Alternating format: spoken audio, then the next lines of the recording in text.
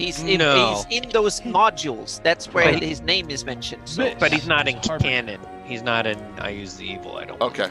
No, he's I Use Living Greyhawk. I Use. Oh, okay. Harbor Town, right? All new series. He was I Use Meta Regional. He was the key contact NPC for that Dragon Cult series in year 7. We'll take your games to awesome. Yep. Okay. I'm looking through my notes here, and he shows up in 1, 2, 3, 4, 5, 6, 7, 8, 9, 11. Wow! Holy crap! Meta region adventures. Yep. Jason would link that too, so we know that that's the correct amount. I had no idea that dragon showed up in so many things. I think he shows up in a core one too, into White Plume. His in that of course. Aha! Yeah. And also in one that is from, hang on a second, from NM, what's that? NM. What?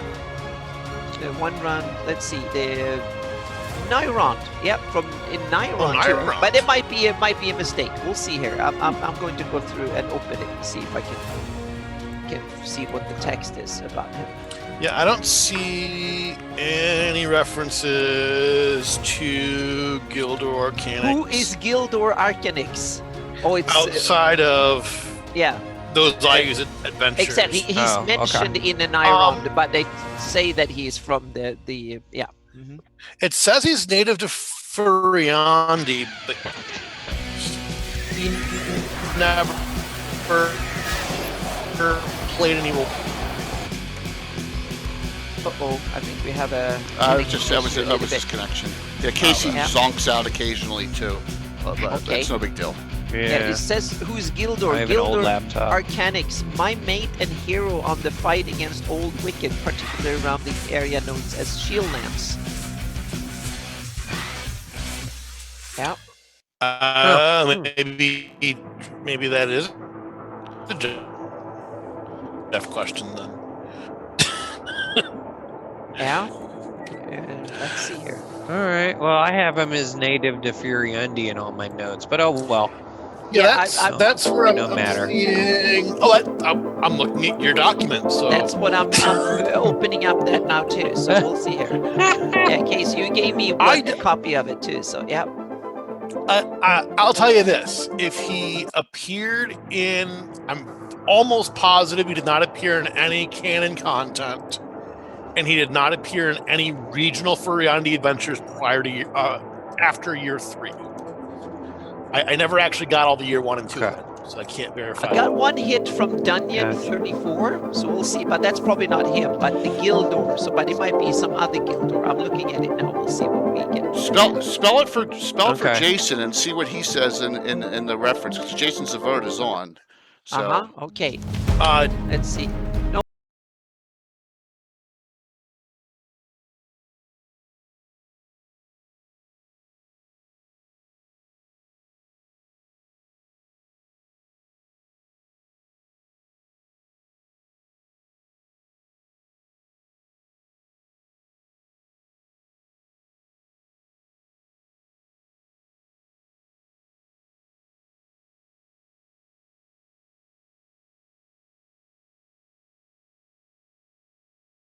My campaign, so it's awesome. Thank you. Is that a Gildor Gildor?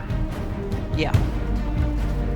And John, one of the other things we could chat about very easily is your mod. I use 802 Final Words. Nice. Oh yeah. Andy wrote, and Brayton and I guess contributed the BK and some Kellenin stuff to it, if I remember correctly. Yeah. So it's just somewhere we could talk about cross-regional collaboration. Because there wasn't a lot of it in my experience. Yeah, that's awesome.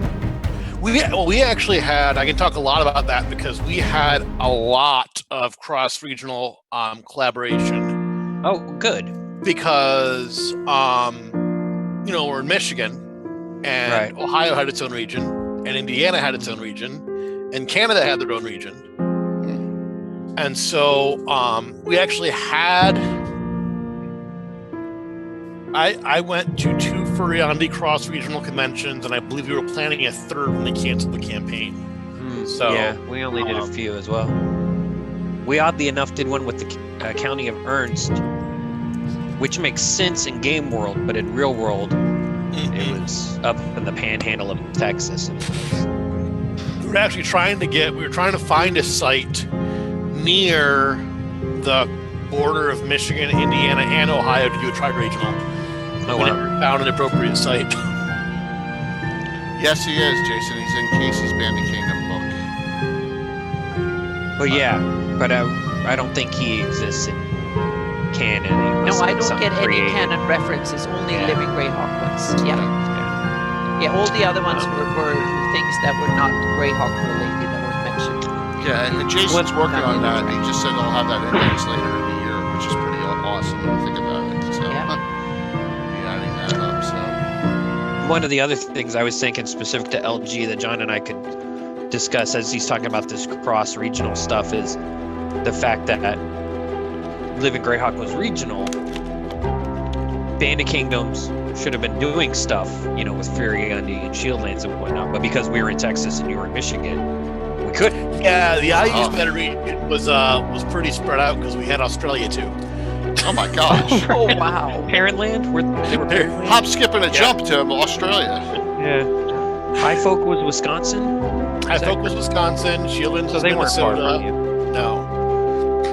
Oh, you had all three of you guys kind of right around each other. Yep. All right.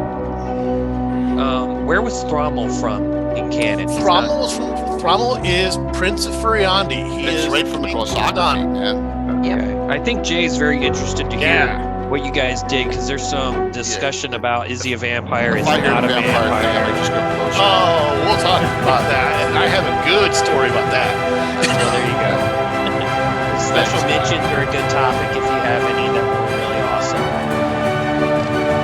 Whether or not you guys did any interactives that you remember being especially outstanding. If you did anything with 4th edition, 5th edition living campaigns. You're the highlight tonight, man. You're like, All right. Just kind I'm helping Jay out here with topics. Oh, I appreciate it, man, because it's. And then Anna's got her maps, and Mike's got his canon knowledge. Just point me in the right good. direction. All right, entry screen. Get some Living Greyhawk discussion here, and Gary Julian's on. Good to see you, Gary. Nice crew tonight. You got David Leonard on, Jason Zavorda on, Rox is on,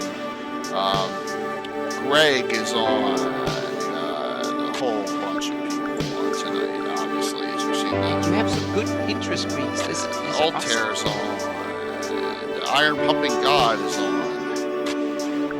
Yes. That's his friend. That's friend. Let's play D&D, but is interested. So, another look at Living Greyhawk, and this is monthly now, because the next one's already set for Wednesday, March 11th. And we're going to have Jeffrey, who couldn't make it tonight, and we're going to have Vernon back with his friend Ron Lundeen. Yeah. Yes. Lundeen.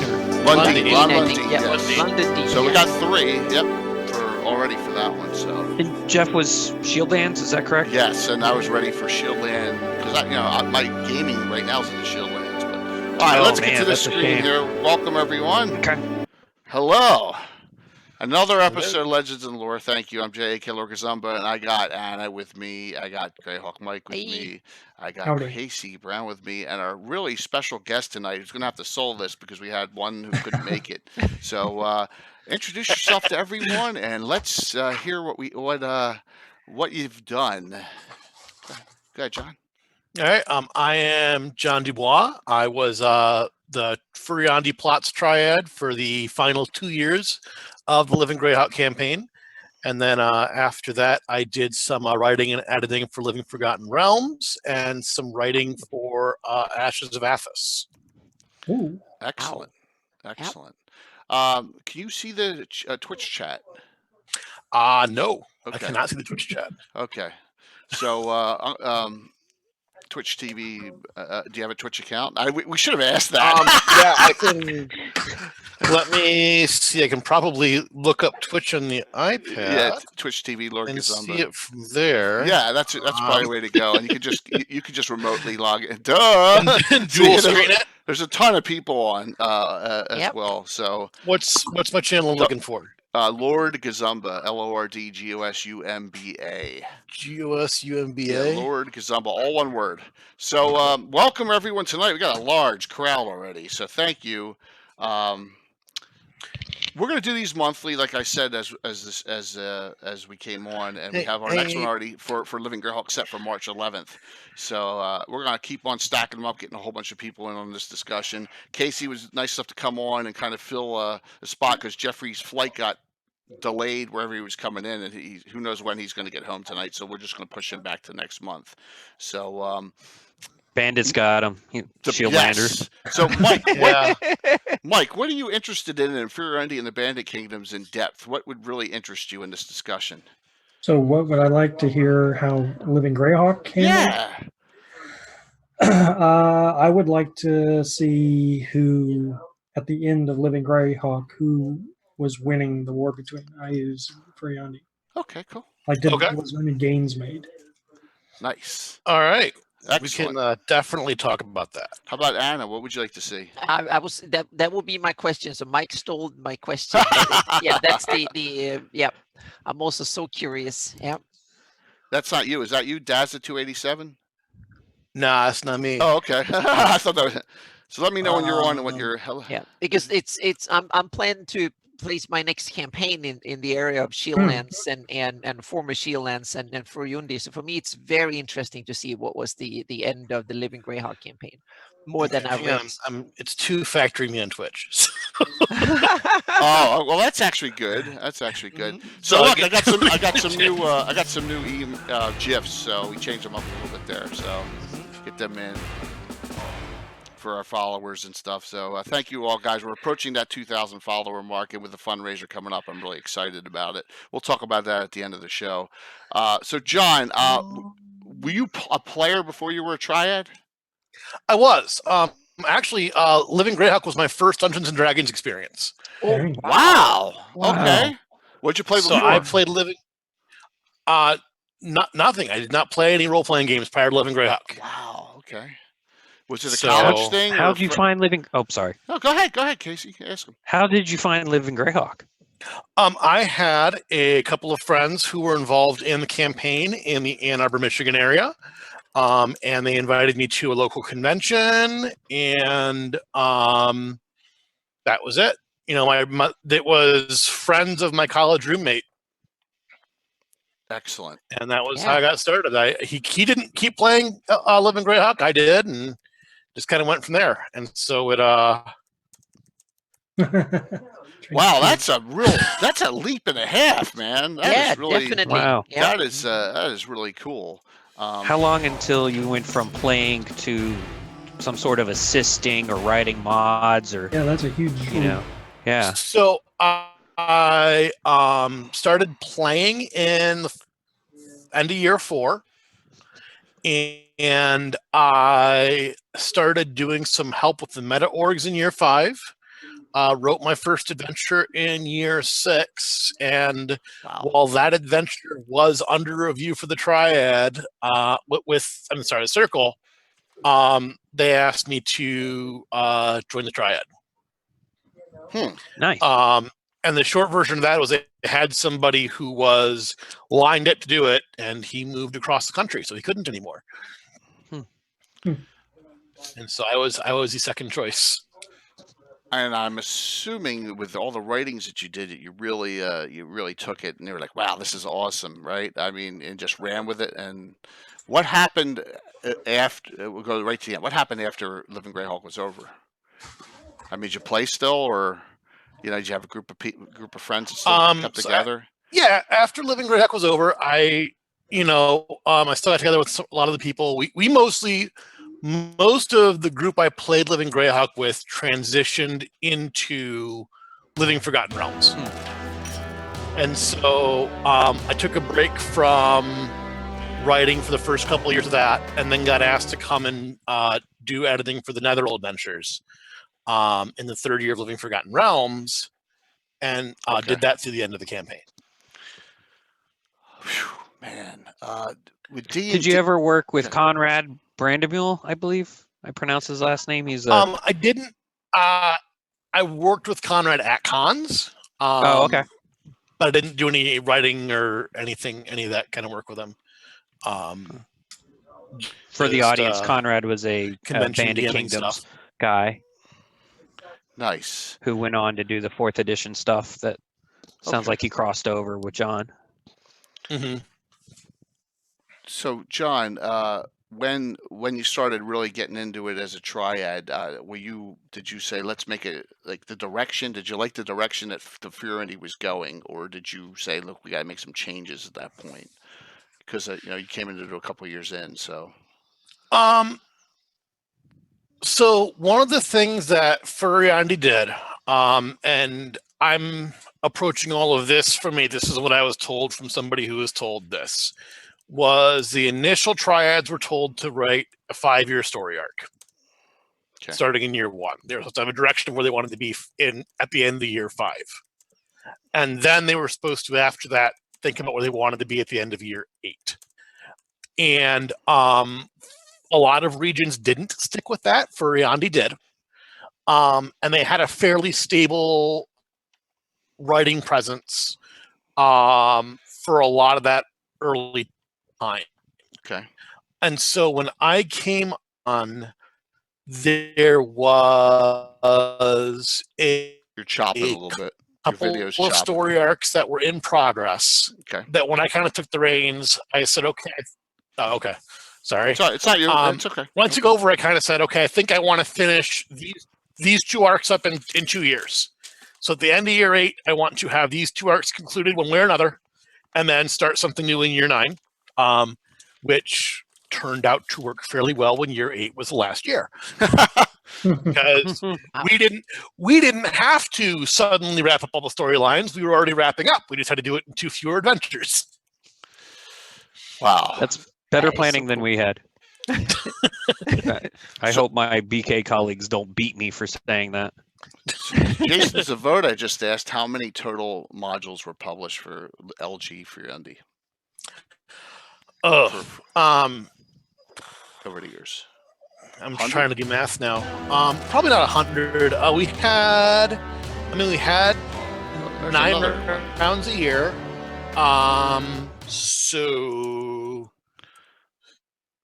between 65 and 80. Wow. Not counting interactives. Okay. So I guess if you count the interactives, it'll probably get near 100 total. Oh, you probably were well over that. I think I counted 132 for the BK with interactives, mini missions, intro mods, special events. Thank you. Well, we did not have a whole lot of mini missions or introductory adventures.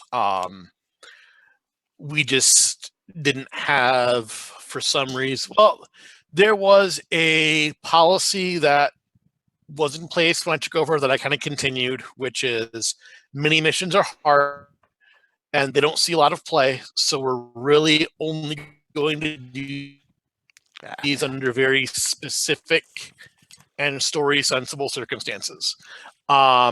Introductory adventures, we just had a hard time finding authors for.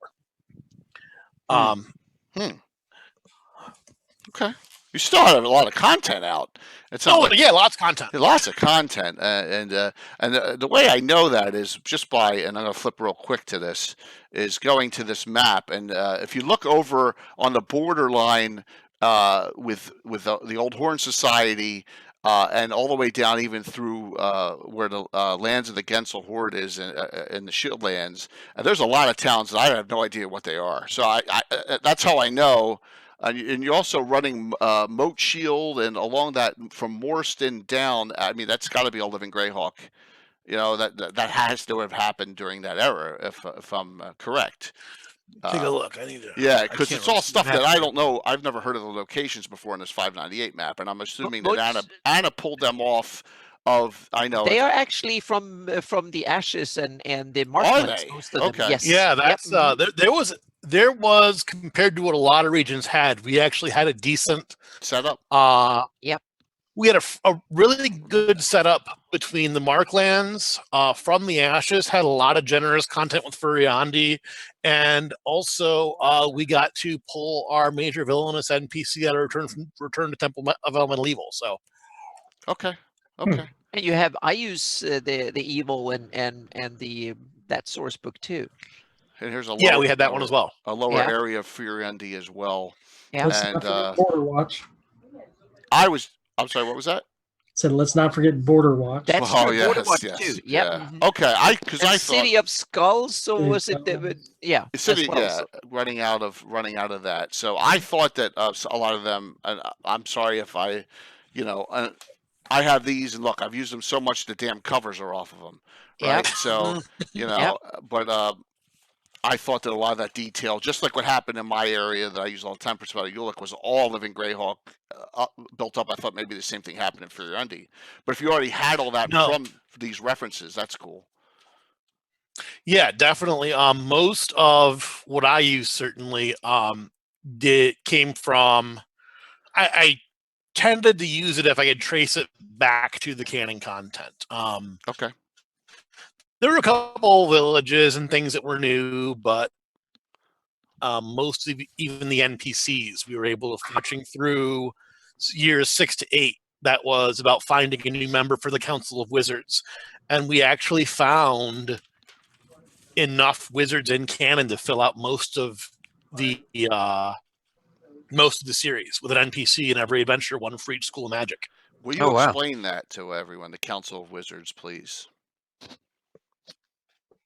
Is that like with Living Greyhawk? Once again, I never played Living Greyhawk, so what was in Furiandi? Okay, so the Council of Wizards is actually from canon. The King of Furiandi, the Elementalists. Yeah, had the Council of the 4 Elementalists. One of them, in 3 years into the campaign, turned a little evil, or revealed that he had been a little evil, and helped Thrommel, the vampire prince, erect a shield of darkness over the capital city of Chendal.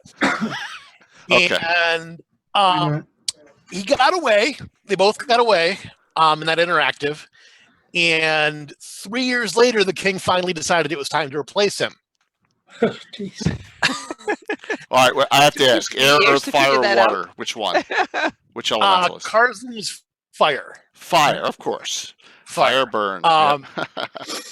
And so there was an 8 adventure story arc, one dedicated to each school of magic, where the PCs went to interview a possible recruit for that position. And we used a pretty diverse cast of characters, many of which wanted to be on the council, some of which would have been good choices, some of which would have been bad choices. One in particular really didn't want to be on the council and wanted everyone to go away as soon as possible. And so that was what each adventure was tied to. And by the end of the series, it ended in an interactive where the PCs kind of cast votes as to whether they're going to pick one of these series of NPCs or if there were PCs that met the qualifications, one of them as well. Well, you have to be, according to the canon, it's now you're getting in some areas I know, because I didn't realize the Council of Wizards was the same as his inner circle of wizards. Yeah, my bad. Yep. 18th level. They're all 18th. They're all archmages. We modified that. Okay. One of the NPCs was 18th level, but he was kind of a jerk. Nobody liked him. That's excellent. And if I remember correctly, I know one of the PCs was picked, and it ended up being a war mage, not an actual wizard. That the players picked as the new fire elementalist. Okay, so it wasn't a 2E Elementalist class. It was, I cast a lot of fire spells. Right. Got it. Okay. I just wanted to Miniatures clarify. Handbook or something like that. What's that? The class from the Miniatures Handbook or something like Yeah, that. the Miniatures Handbook class War Mage. That's interesting. Interesting. Well, War Mage is a big class. If anyone played, Dragon Age, there's a War Mage in that too, and I think that's kind of similar thing where they can wear armor and they cast spells, but and they have very limited combat capability, but they can have some combat capability. Correct? Is that kind of what they are, or is it more of a offensive mage who casts mostly evocation spells? It's mostly evocation spells. They have some armor wearing capability. They're not going to die from scratches to house cats the way wizards can. Right. Okay. Nice. That's right up my alley. And now that I understand what you're talking about, because and you'll see him tomorrow night. We have a lightning elementalist who my friend Alan plays in our campaign. His goal is to be the fifth elementalist to join Thrommel's court. I said Thrommel's court, right? In my world, because you have all fire, air, earth, and water, and he's a lightning energy elementalist, and he's actually playing in the game tomorrow night. That's pretty interesting. So, did it end with those four when the campaign ended, or did the bad guy come back? The environmentalist and the vampire come back? Carson never really left. So Thrommel and Ayuz were the two primary antagonists of the entire campaign. Look at Mike. I had to see the look on his face. That's awesome. So you're saying Thrommel was the this is all okay? And Thrommel and Ayuz were the two antagonists. And this is all set up before it became Triad. The war against Ayuz was obviously a major thing with Furiandi's history, especially when you consider that From the Ashes walks straight into the campaign pretty much. And then when Wizards of the Coast gives you a ready-made evil NPC with specific ties to your region, how do you not use that guy? And so it was established in the first 3 years, there was a Black Knight wandering around Furiandi, who you never saw him without his armor in the daytime. And he would talk to the PCs. He might help them a little bit. Right. But never really got engaged in anything. And then in the fourth year of the campaign, he revealed himself to the PCs as Prince Thrommel and asked for their help in allowing him to regain his throne, because it is his rightful throne as the sole heir to the King of Furiandi, if you ignore that little law saying dead people can't rule in Furiandi. Minor. All of this that's just coming prejudice from the canon. The kingdom had a problem with a reanimated or undead monarch, and actually had a law saying nobody who's dead can hold, or who has ever died, can hold titles of nobility or the monarchy. Whoever died, that's kind of tough in a world where you can actually get raised. Yeah, bring back people from the dead. It was there. Once you got into high level play in 3rd edition, there's only so much fear of death. 5,000 gold, come back. Yep. Well, we had PCs who were knights and who were nobles, and if they died, they lost all that. Just died. If you die and get raised, you're done. You're out of nobility. Oh man. Wow. So. Okay. I can understand that the noble class in Furiundi actually allow laws like that goes against them. That's also specific to. I know, right? It should be the opposite, so to speak. They should get poor people should lose whatever they get when they die. Yeah. So like the anti-altered carbon. Yeah, it's a really good nation that way. They strip the nobility of that's kind of very progressive. So that was the kind of conceit with Thrommel coming back and saying, I'm the only king. Look, my dad's old. He's not going to have another kid. I'm the only heir.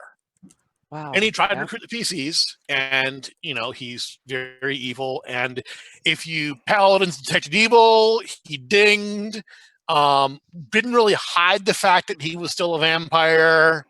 And so it was fairly obvious you were supposed to choose against him. Shortly after that, he and Carson from the Council of Four put the Shield over Chendal, which blocked the sun during daylight, which made the capital city of Furiandi happy, fun vampire time. Okay. Oh my gosh! This is getting more and more. Jason, are you on? Because if I was in that Living Greyhawk campaign, Jason, I would have gotten thrown out like you got thrown out. I want to know. Oh my gosh! We start understanding that now. This is. I want to know what was Ayu's perspective. Is he's like throwing his hands up, like, "What the hell?" So Ayu's at that point there had been, so this is going back to the third year 3, there was a significant military campaign by Furiandi to recapture the Fort of Molag from Ayu's. That campaign was a smashing success. They routed Ayu's out of the fort.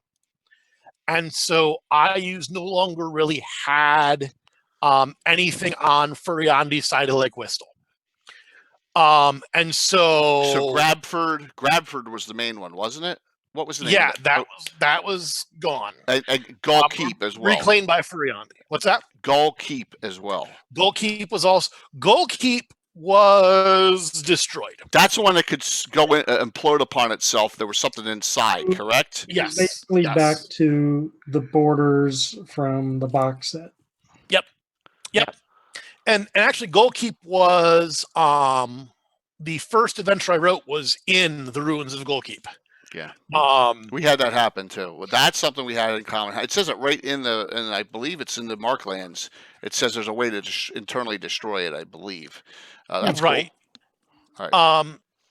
So is in his territory on his side of Lake Whistle. We're on ours. And there were still forces of Ayu's on our side. We'd make incursions into their territory, kind of went back and forth. And then something like that happened in year 7, but I'll get to that. With Thrommel, the Shield over Chendal lasted for about 2 years. Until they brought it back down again. And the last interactive of the campaign. After the shield from Chendal was brought down, the king decided that the best way to delegitimize Thrommel's claim to the throne was to have another heir. Which is a problem because he's very old. He's already had a magic potion to make him live longer. But the solution was make another one.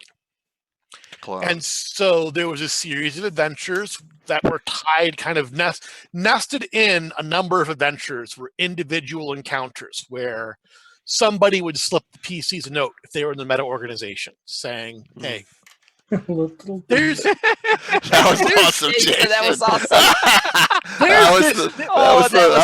That's a quote of the month. I missed potions. Yep. Oh yeah.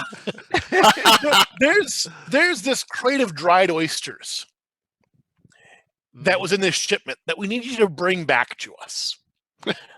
Or something like that. There were 4 or 5 different components for this potion. And the kind of the through line was whichever meta org got more of their stuff got to have influence over who the king would marry.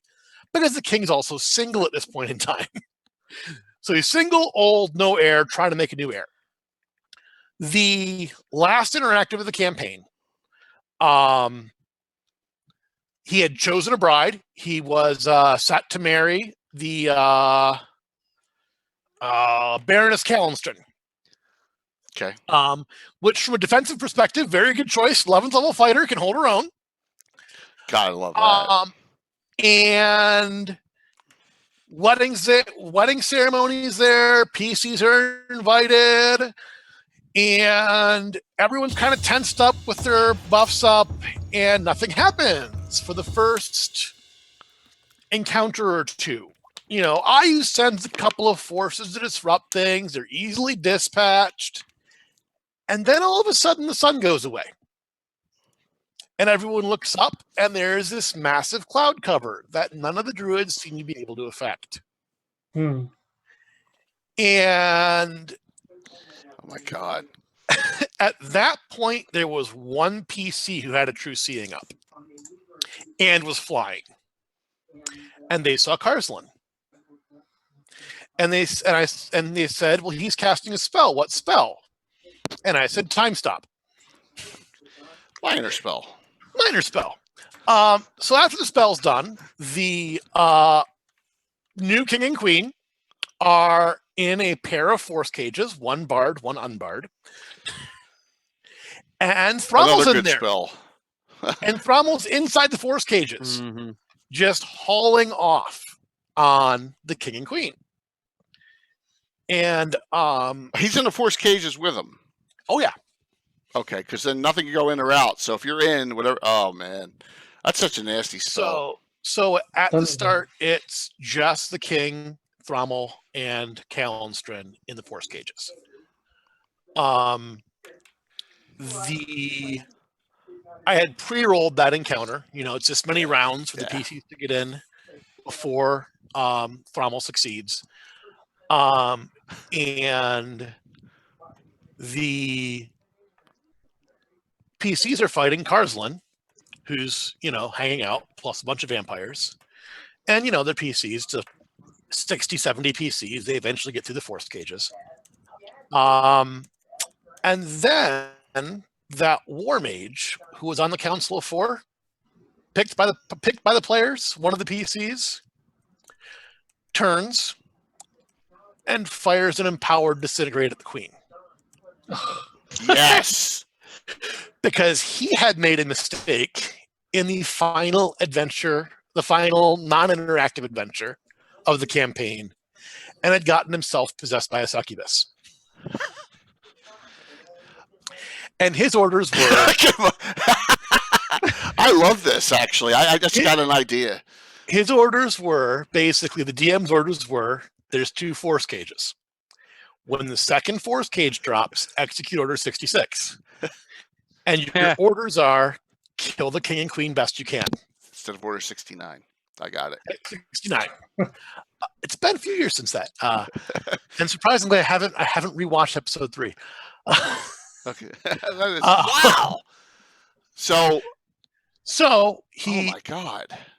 The DM basically tells the War Mage's player, you have your spells. I'm going to let you make choices. But these are your orders from the succubus. Kill the king and queen to the best of your ability. And so he fires a disintegrate at the queen. One. Well, he gets one action round. Everybody else. Oh, she rolled a 1 on her save. She rolled a 1 on her save 12 times. Every PC with Alter Fate threw an Alter Fate at it. People threw rewards to their adventure records at it. I mean, people threw 11 rerolls. And she's an 11th level fighter. Her fortitude save is good. It's probably like a 5 or 4. She had to roll like a 5 on the die to survive. And I rolled in the open 12 times. She failed every time. That is wow. So what a mess. And what I didn't tell the players until after the interactive was over was the king would have died in a successful save. That's how low he was. Okay. Oh my gosh. So Thrommel. So this all's going on. PCs have gotten up to Thrommel.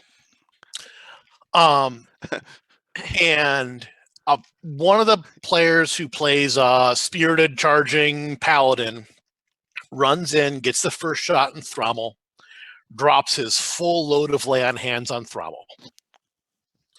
After Belvorth and, getting some good hits on Thrommel for a while, figuring that might be enough to finish him off. And you see all of Thrommel's wounds close up. Okay. And somebody then drops a dispel magic on him and sees that all of the spells that Thrummel had cast on him to imitate the properties of a vampire go away. No. Because if you're a vampire trying to take over a lawful good kingdom, the first thing you do, if everyone knows you're a vampire, is get a true resurrection and have vampire-like buffs cast on you. Okay. So you're still evil. Mike's mind is blown. You're still evil, but you're not going to get anyone's support if you're still a vampire. Yeah, of course. So he's okay. So his plot was become human, kill the king, take over. Everyone's going to say it's him or anarchy, and choose not anarchy. So can we go back in time and get rid of Return to the Temple of Elemental Evil, Mike? Yeah. And then we don't have to worry about all that. It sounds like it's necessary. Wow! John so- had me flashing back to my epic campaign, which ended in Furiandi, and there's so much of that kind of stuff going on. So the end of that interactive, the PCs managed to take Thrummel out by the skin of their teeth. The queen was dust. And so Maybe someone basically the nation of Furiandi ended the campaign with an aging king with no heir, no spouse, and the person who had the best claim to the throne was also dead. And so stability, but for how long? So wait a minute, it ended like The Sopranos. You don't. Right? Because you don't know what. I mean, it's just like it's a foreboding future, is what you're saying, right? It kind of like you don't know, but Kind of, yeah. yeah. Wow. You don't know. So that was the end of Furiandi. The end of the campaign in Furiandi. Well, that's a way to go out with a bang, man. I Come mean, on. jeez. Go So ahead, Mike. so he dies of old age. There's got to be a duke or something that isn't Presumably. There's going to be somebody in the line of succession somewhere. There's dukes, there's barons, baronesses. Somebody will ascend the throne. But hopefully alive. Belvor's line is probably over. Yeah. And so that was the end of the campaign. The kind of the way I thought about it after that, had we still had time after that, was after the Thrummel arc was finally closed, one way or the other, because if Thrummel won, I was going to let him win, and you've got King Thrummel. Have fun with that. Yeah. Wow. Whoever was king would have decided to go after Ayus. And so you'd either have this heroic King Belvor's Furiandi invading Ayus' territory, or you'd have had evil King Thrummel, but at least he's trying to kill Ayus. Okay, so I was gonna my question at the end was gonna be, what were the major differences at the end between Living Greyhawk and and published sources? And that's that's crazy.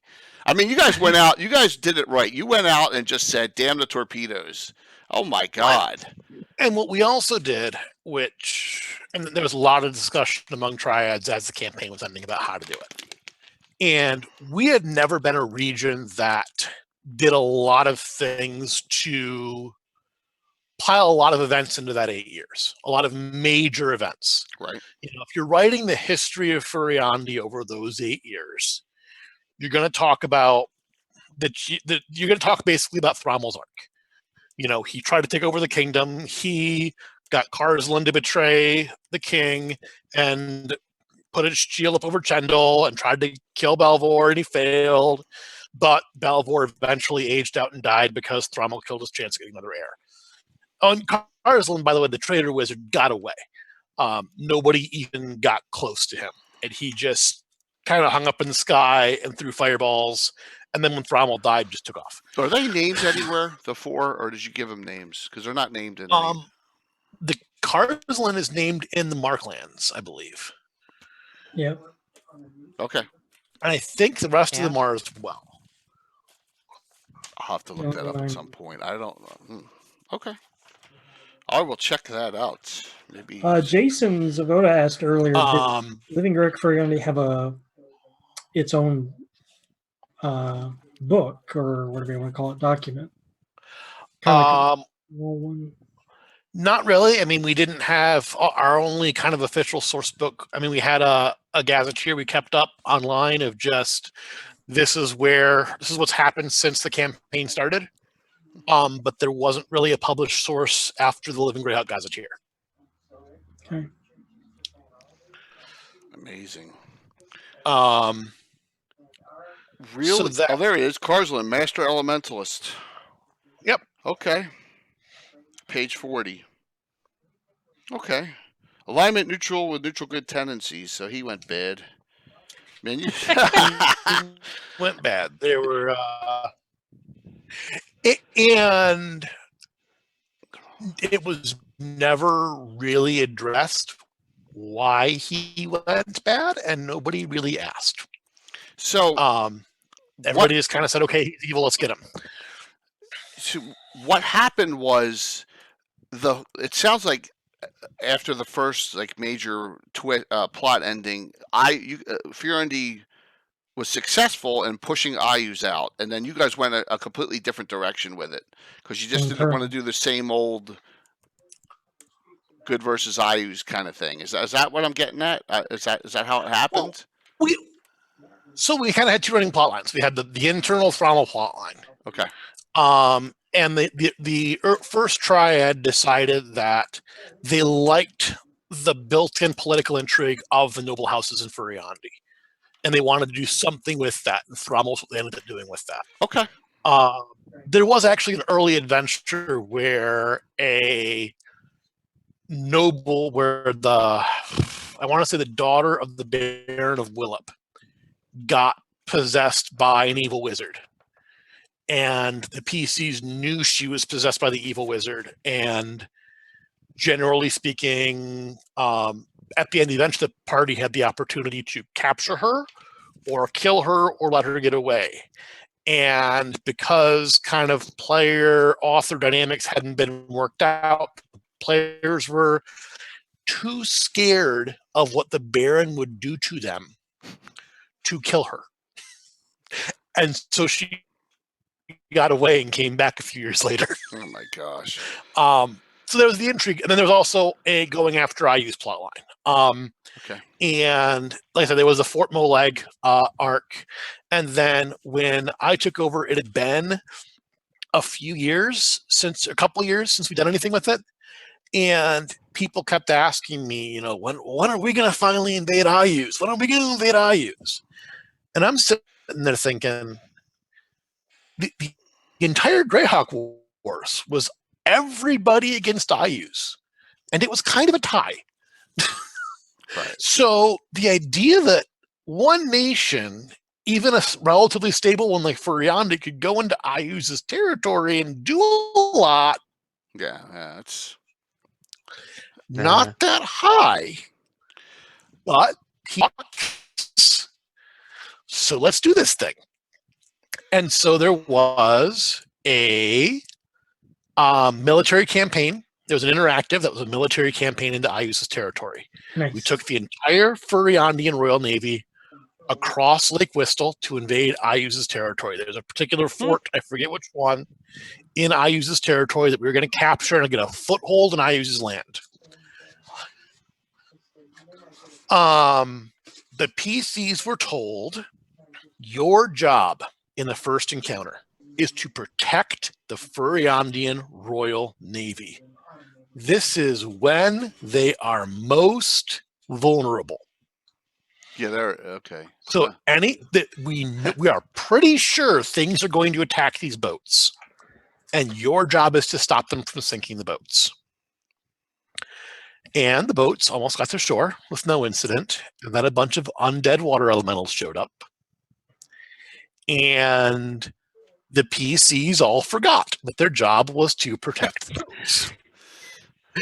And they all attacked the water elementals that were further away from the boats. And when you're an undead water elemental, you don't lose your ability to sink boats. So Ayus's forces sank the entire Furiandian Royal Navy. That's a minor because And it was the PCs players' faults. and it was right. It was the Royal Navy sank, and it's your fault. And so you're all stuck there. So how'd they get back? So you're all stuck there. I mean, there were at that point there were PCs with the overland flight, teleport, things like that. Right. Everyone that didn't have teleport was given a scroll of teleport because that's how you get home. They still went forward to the fort, the PCs. But it turns out that they had bad intel, and there was a greater bone heart there. And Which one? Null. It's always null. No, it wasn't. No, null. I bet it wasn't. It specifically wasn't null because we knew he was playing one of the Bandit Kingdoms. Althea, I think it was. Okay. Althea was a beast. Althea or Haga, one of the two. And yeah. And so what most of the table saw was there are demons coming. The demons are straight up Monster Manual demons. They're 5 levels higher than what you should be fighting. Maybe you should leave. A couple rounds in, we announced from the general, it's time to leave. And most of the players decided, okay, it's time to leave. We had a table of wizards who were visiting from the Shieldlands. Oh, well, that's a big help. Wow, just kidding. Who decided that they didn't have to listen. And the first round, they didn't listen. A gate opened up. And Marilyn started coming out. Yes. Type 5s. Nice. Then this table of 14th and 15th, and I walked over to their table, asked the DM for a copy of his adventure, and crossed out one line in the text.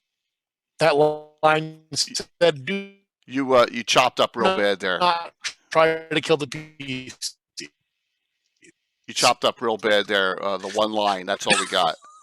And I handed it. They crossed out a line that said, "Do not try to kill the PCs." Okay. Oh, okay. No. So he basically told the GM, try to kill him. And then Baylor started coming out. Oh my god. And they eventually left. But what the PCs did get out of that was they were able to retrieve from the Scrolls of Gate. They received this treasure. Losing an entire navy would be a bad thing, I think. And Yeah. the Oh my god. it was bad for the country. The PC did not receive any actual cash treasure out of that adventure I because would hope not. their treasure was used to rebuild ships. But they did get access to buy Scrolls of Gate. And the reason I bring that up is because this was early year 8, and people saved those for the final core special adventure. So that when they came Oh, up, really? yeah.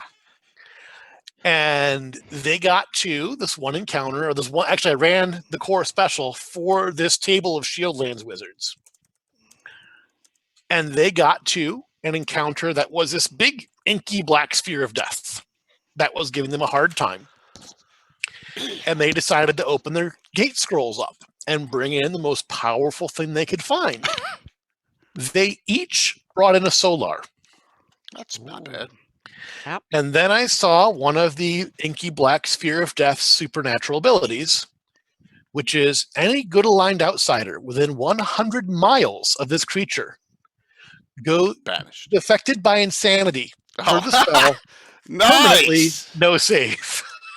That's awesome. So they all went crazy, like, and they started attacking each other and start. Oh, I just said to one of my players a long time. I'm way too nice to my players. Broken arrow. This kind of stuff never happened. I mean, this is crazy talk, Jay, man. you can't do this stuff to your players. You won't give them gauntlets of ogre power.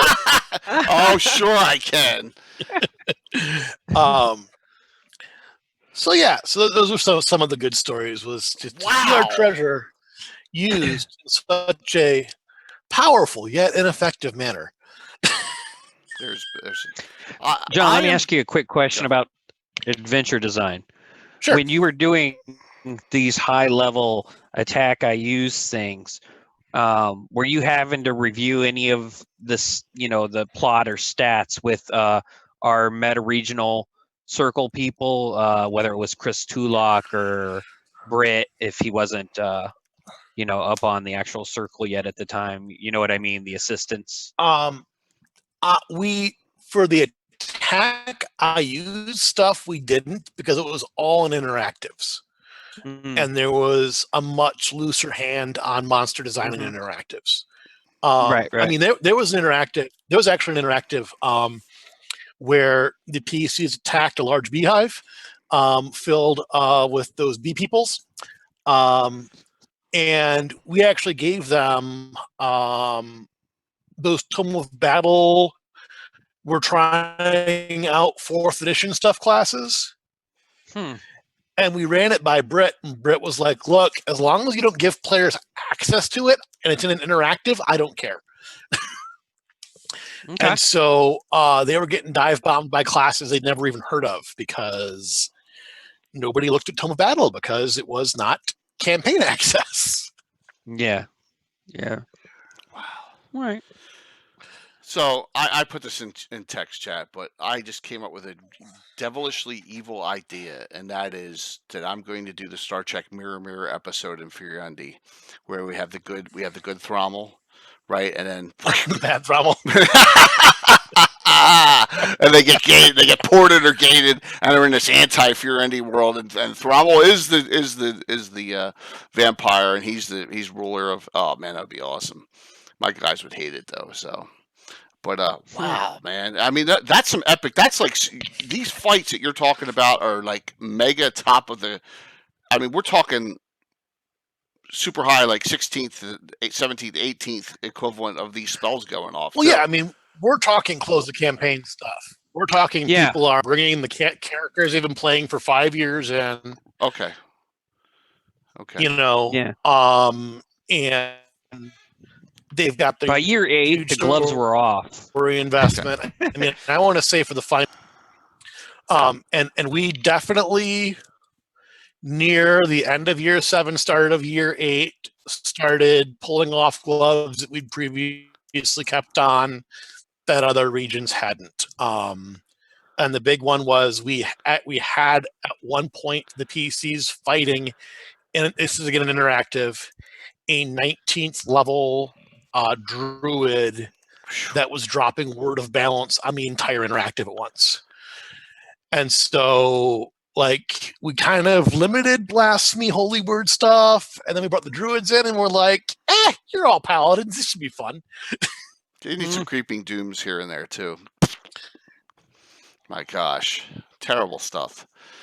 So it sounds like you guys had a blast, though. It sounds like you had fun. That's what the main thing is. The most important thing is the fun that you had behind it. Well, and the one thing we could do in Living Greyhawk that I couldn't do in other campaigns was, especially when you could make consequences personal. You get players bringing PCs in that could do really weird stuff.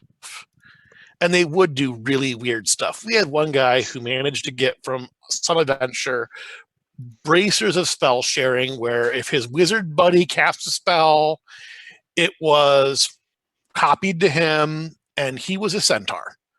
And so he'd have his wizard friend cast a large person, and now suddenly he's a huge-sized centaur running around just hacking away everything. And we just, in a couple interactives, we're like, no, there's a high enough level wizard here who knows who you are because you've been around maze.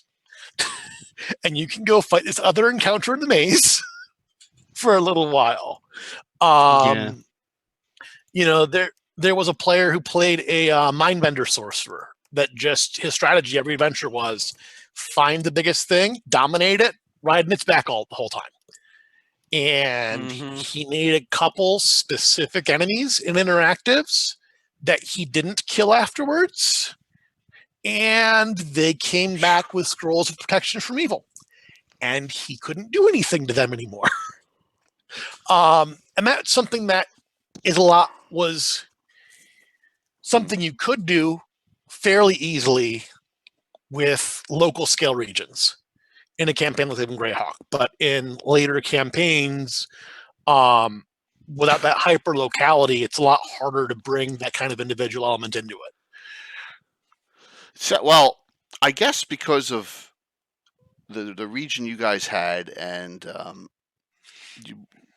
I can just see how just going against eyes the whole time would just be something you wouldn't want to.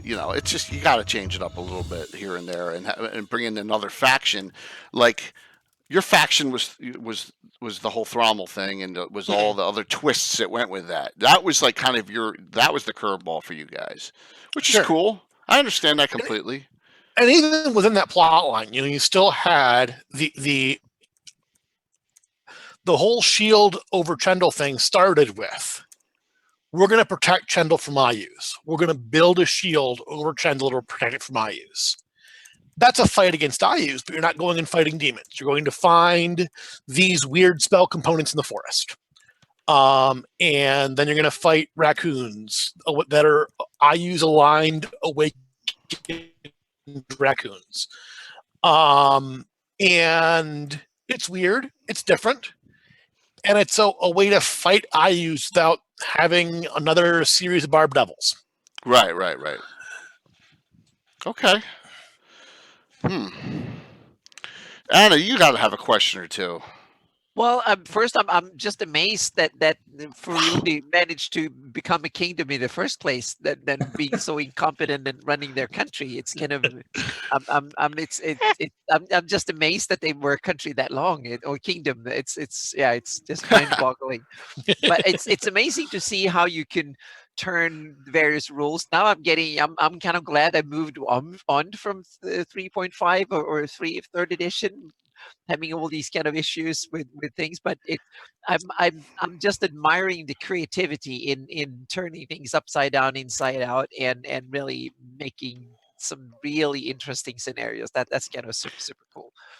Anna knows I'm a 3.5 Pathfinder guy who's transitioning into 5th edition, and hearing these stories, I'm reminded of just how cheesy high level 3rd edition could get, and in the Bandit Kingdoms, we were doing similar stuff. We rained demons down upon the PCs. We had Vrox dropping Jovox from high altitude on the PC. Yeah. When I ran, because we couldn't hurt the PCs when they got to 15th level, you just had to go ludicrous in 3rd edition to do anything to them. And what we found was similar to the Navy encounter. The best way to hurt 15th level PCs was to make them fight something they couldn't kill. Make the fight about protect this objective that has 5 hit points. And you're fighting 15th level monsters to do it. Yeah. So if one hit goes through, you lose. Yeah. The way I because did as he mentioned these. Oh, go on. As you mentioned, these gate scrolls, the PCs had candles of invocation, could summon solars if they burned them, all kinds of other things. It sounds like those gauntlets the Centaur was using were probably from the Sheldamar Valley. I'm going to knock the Sheldamar Valley's magic item access again tonight. I want they were from Core Special. Yeah. Okay. I'm told they came from that Tharzadan's Temple Core Special. So we should probably tell everyone real quickly, like interactives were multiple tables playing the same scenario at the exact same time. Right. And in the BK, we allowed the tables to interact with each other. So you could have APL4 PCs suddenly get snatched up by the APL 8 or 10 or 12 PCs and get a ton of buffs spells that they wouldn't normally get, like Hero's Feast and whatnot. Yeah. And all of a sudden, your 4th level fighter was an 8th level equivalent tank, and he would just wreck shop on the APL 4 portion of the adventure. We had we did something similar, and actually my primary Living Greyhawk PC was a war chanter who just gave massive buffs to everybody within 60 feet. So my first question every interactive was, how far apart are we? Right. Because once I got to the highest level, I was giving everybody 20 temporary hit points and made their base attack bonus 15. Yeah. And the with APL4 table 3.5 said, "You spells, what?" yeah. You know, it just got Yeah, big. I Magic remember- vestment. Well, I'm going to greater say magic this. weapon. I'm really change spell. Yeah, I'm really I gonna. don't miss those things now.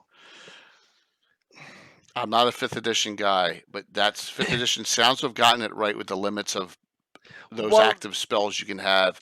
I mean, in my 1E, 2E game, you know, my guy Alan, he'll have 4 or 5 buffs on himself. A lot of the other guys have 1 or 2 maybe, but this, you know, that's where I can see that like 5th edition may have gotten it right on the limits of that kind of enhancements to try and not take that level equivalent way up here. You know? But, I never had What? that much problem in my home games when I ran similar adventures with high level PCs. But what I did, I ran a very low magic campaign, very low, not anywhere near as powerful. And I also made sure that the components, like especially expensive material components, was a huge hampering on reigning in wizards and spellcasters, because they really had to go out and find that pearl or whatever it was and crush it, and that was an adventure in itself. So there was a lot of limitations that way. And I saw the same thing when I played in Pathfinder Organized Play, that it was you really had to write encounters that were level appropriate and were really, really technically perfect. Otherwise the players would just walk over whatever you throw against them. Well, yeah.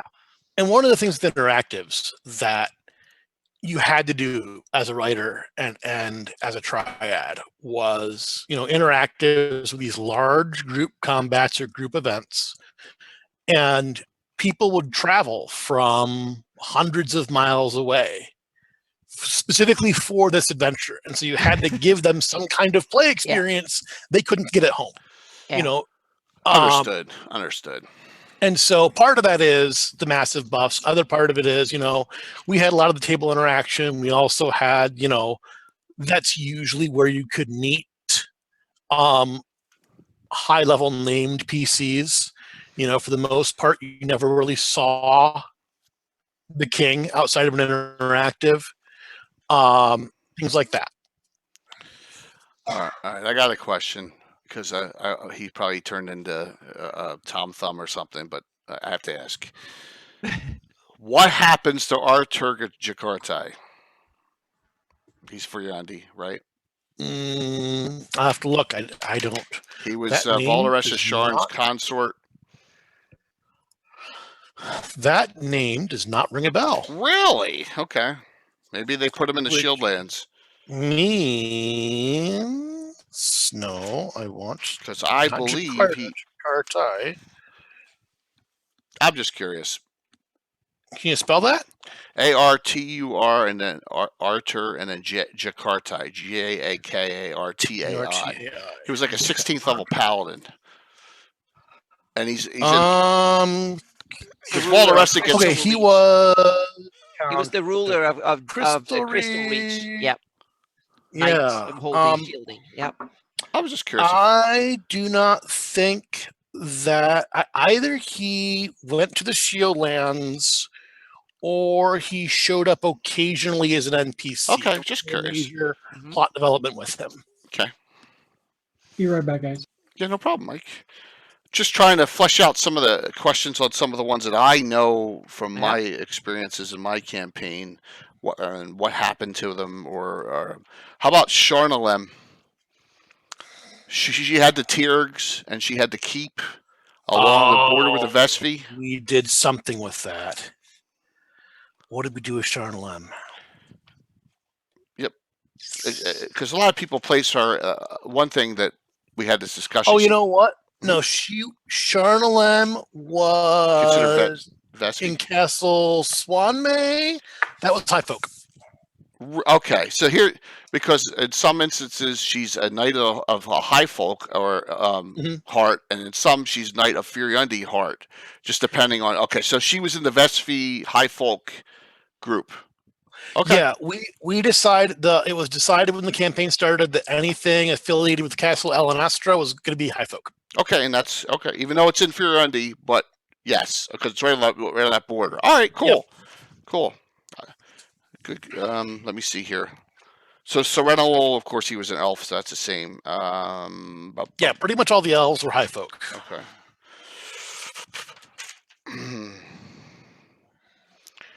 We're talking 3.5 was played. Did you like afterwards? Did you get in the fourth at all? I'm just curious on development, and were you playing fourth in the Forgotten Realms living? Yeah. Okay. What'd you think? I thought that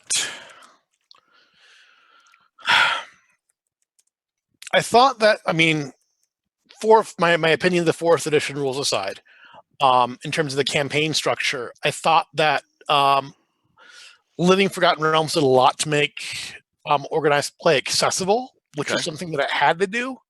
Okay. Living Greyhawk was a very fun campaign. I liked the regionality because it allowed a lot more personal interaction, but that also limited the number of people who could meaningfully interact with the campaign.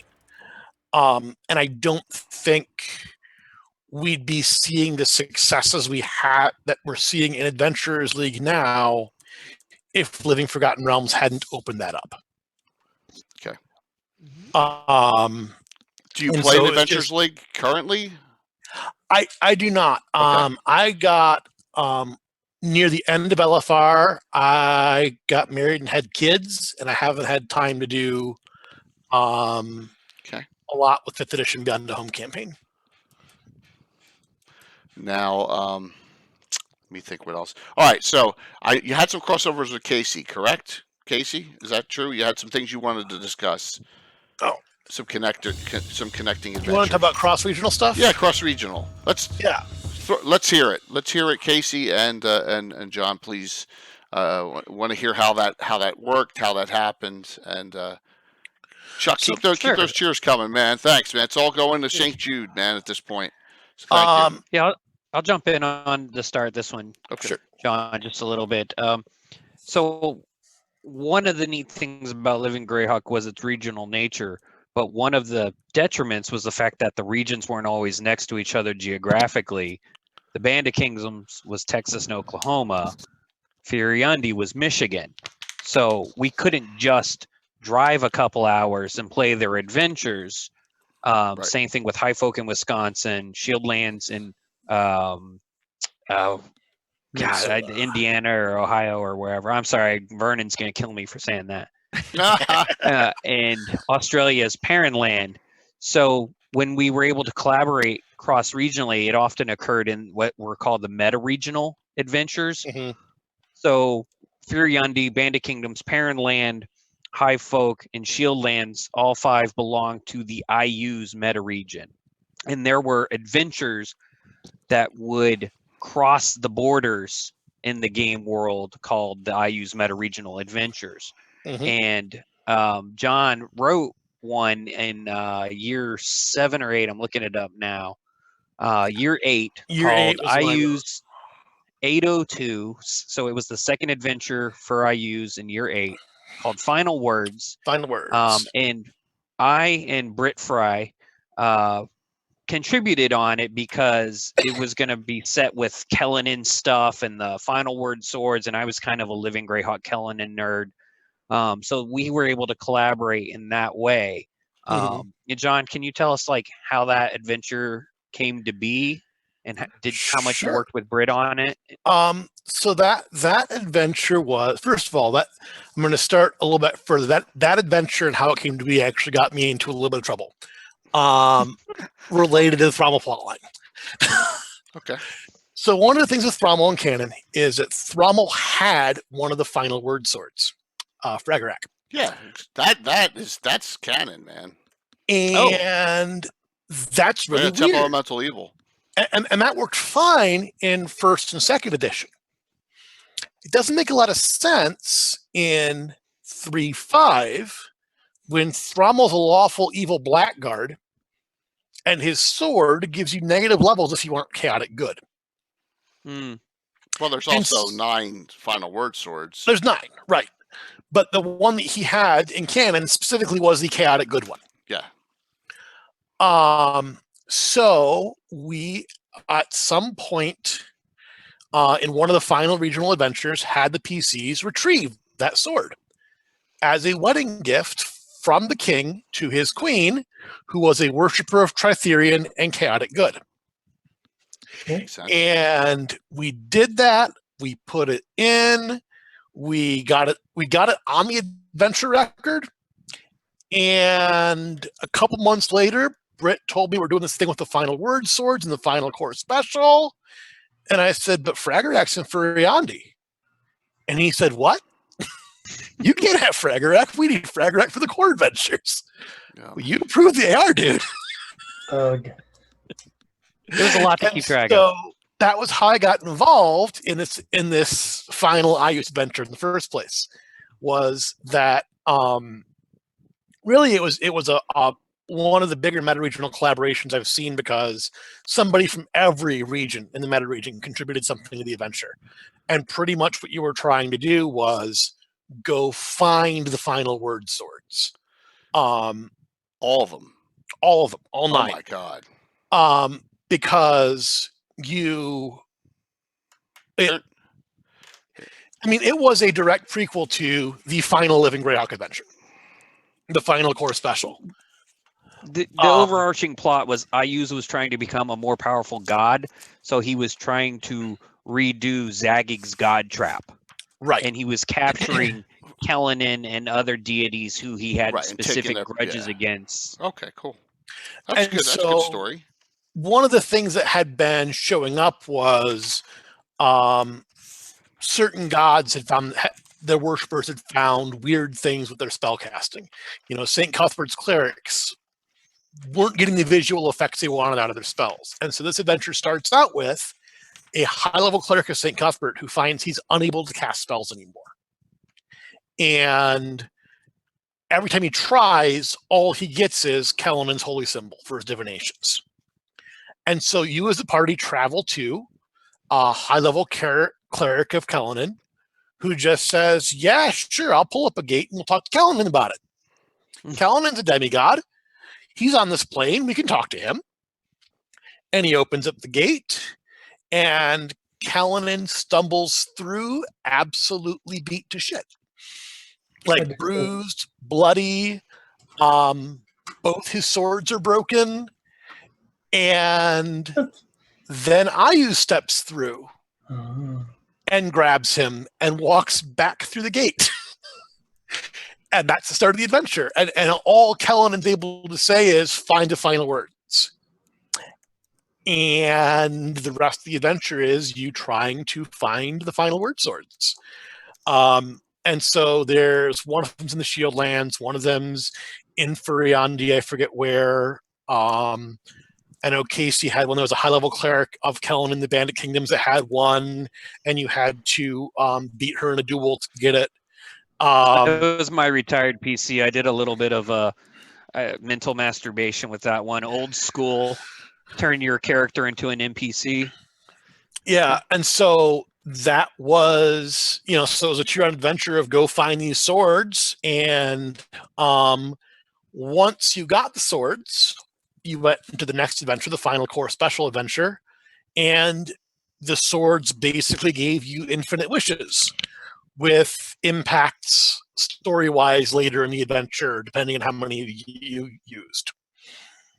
The final word swords had what? Infinite wishes? The final word swords in the final core special. I forget. Maybe it was. They boosted the results for the PCs against the Ayuzians and crazy stuff like that. So they did some ritual to make the final word swords a wish machine. But once you got to the god trap, how many wishes you used affected what happened when you finally faced the god trap. Okay. And okay. How many bone hearts you had to fight once you were there. So when John's writing this module, he's not familiar with, say, the Felreave and the Bandit Kingdoms. Right. And we needed an excuse to put one of the final word swords, outside of Furiandi in the BK. So I came up with a backstory that my retired character, who was the highest level Kellenin worshiper in Living Greyhawk, had stumbled across one of the swords, the chaotic neutral one, I believe, while adventuring in Steelbone Meadows, with the backstory that like one of Guardian General Hawk's people who had been killed during the massacre at Steelbone Meadows had wielded the sword, and it had been, buried and lost. And so it was all off screen, so that the PCs in John's adventure were pointed towards her, came and found her. And because she was a high level Kellenite, she said, well, I'll give you the sword if you defeat me in honorable single combat, no buffs, no magic, and all that stuff.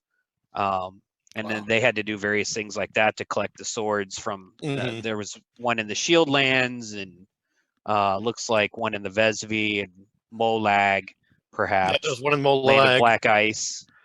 Yep. And pretty much it was, and there were a couple, one of them, it was literally, what you have to do to get it is go up to the person who has it and ask nicely.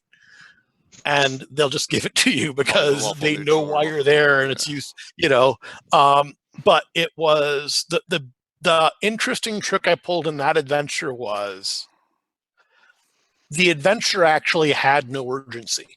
You could take a full sleep between every single fight if you wanted to, and nothing bad would happen because you're literally traveling across the entire continent.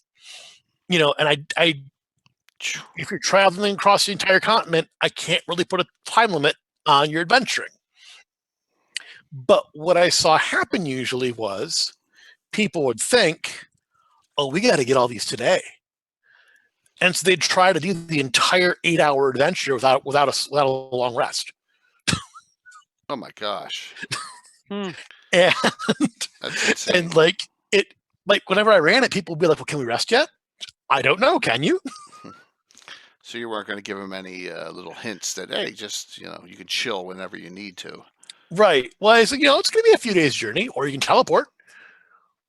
Well, you think we need to teleport? Living Greyhawk got to the point where, people could plane shift to other planes to rest overnight to avoid encounters that the author, if they wanted to have demonic assassins attack the PCs at night, be like, well, we're spending the night on the seven heavens, so too bad. That doesn't happen in my world. I don't know why. It was just too high level. Never happened in my campaign. Wow! Like that. Because in your campaign, that happened you can put the demonic because assassins in the seventh heavens.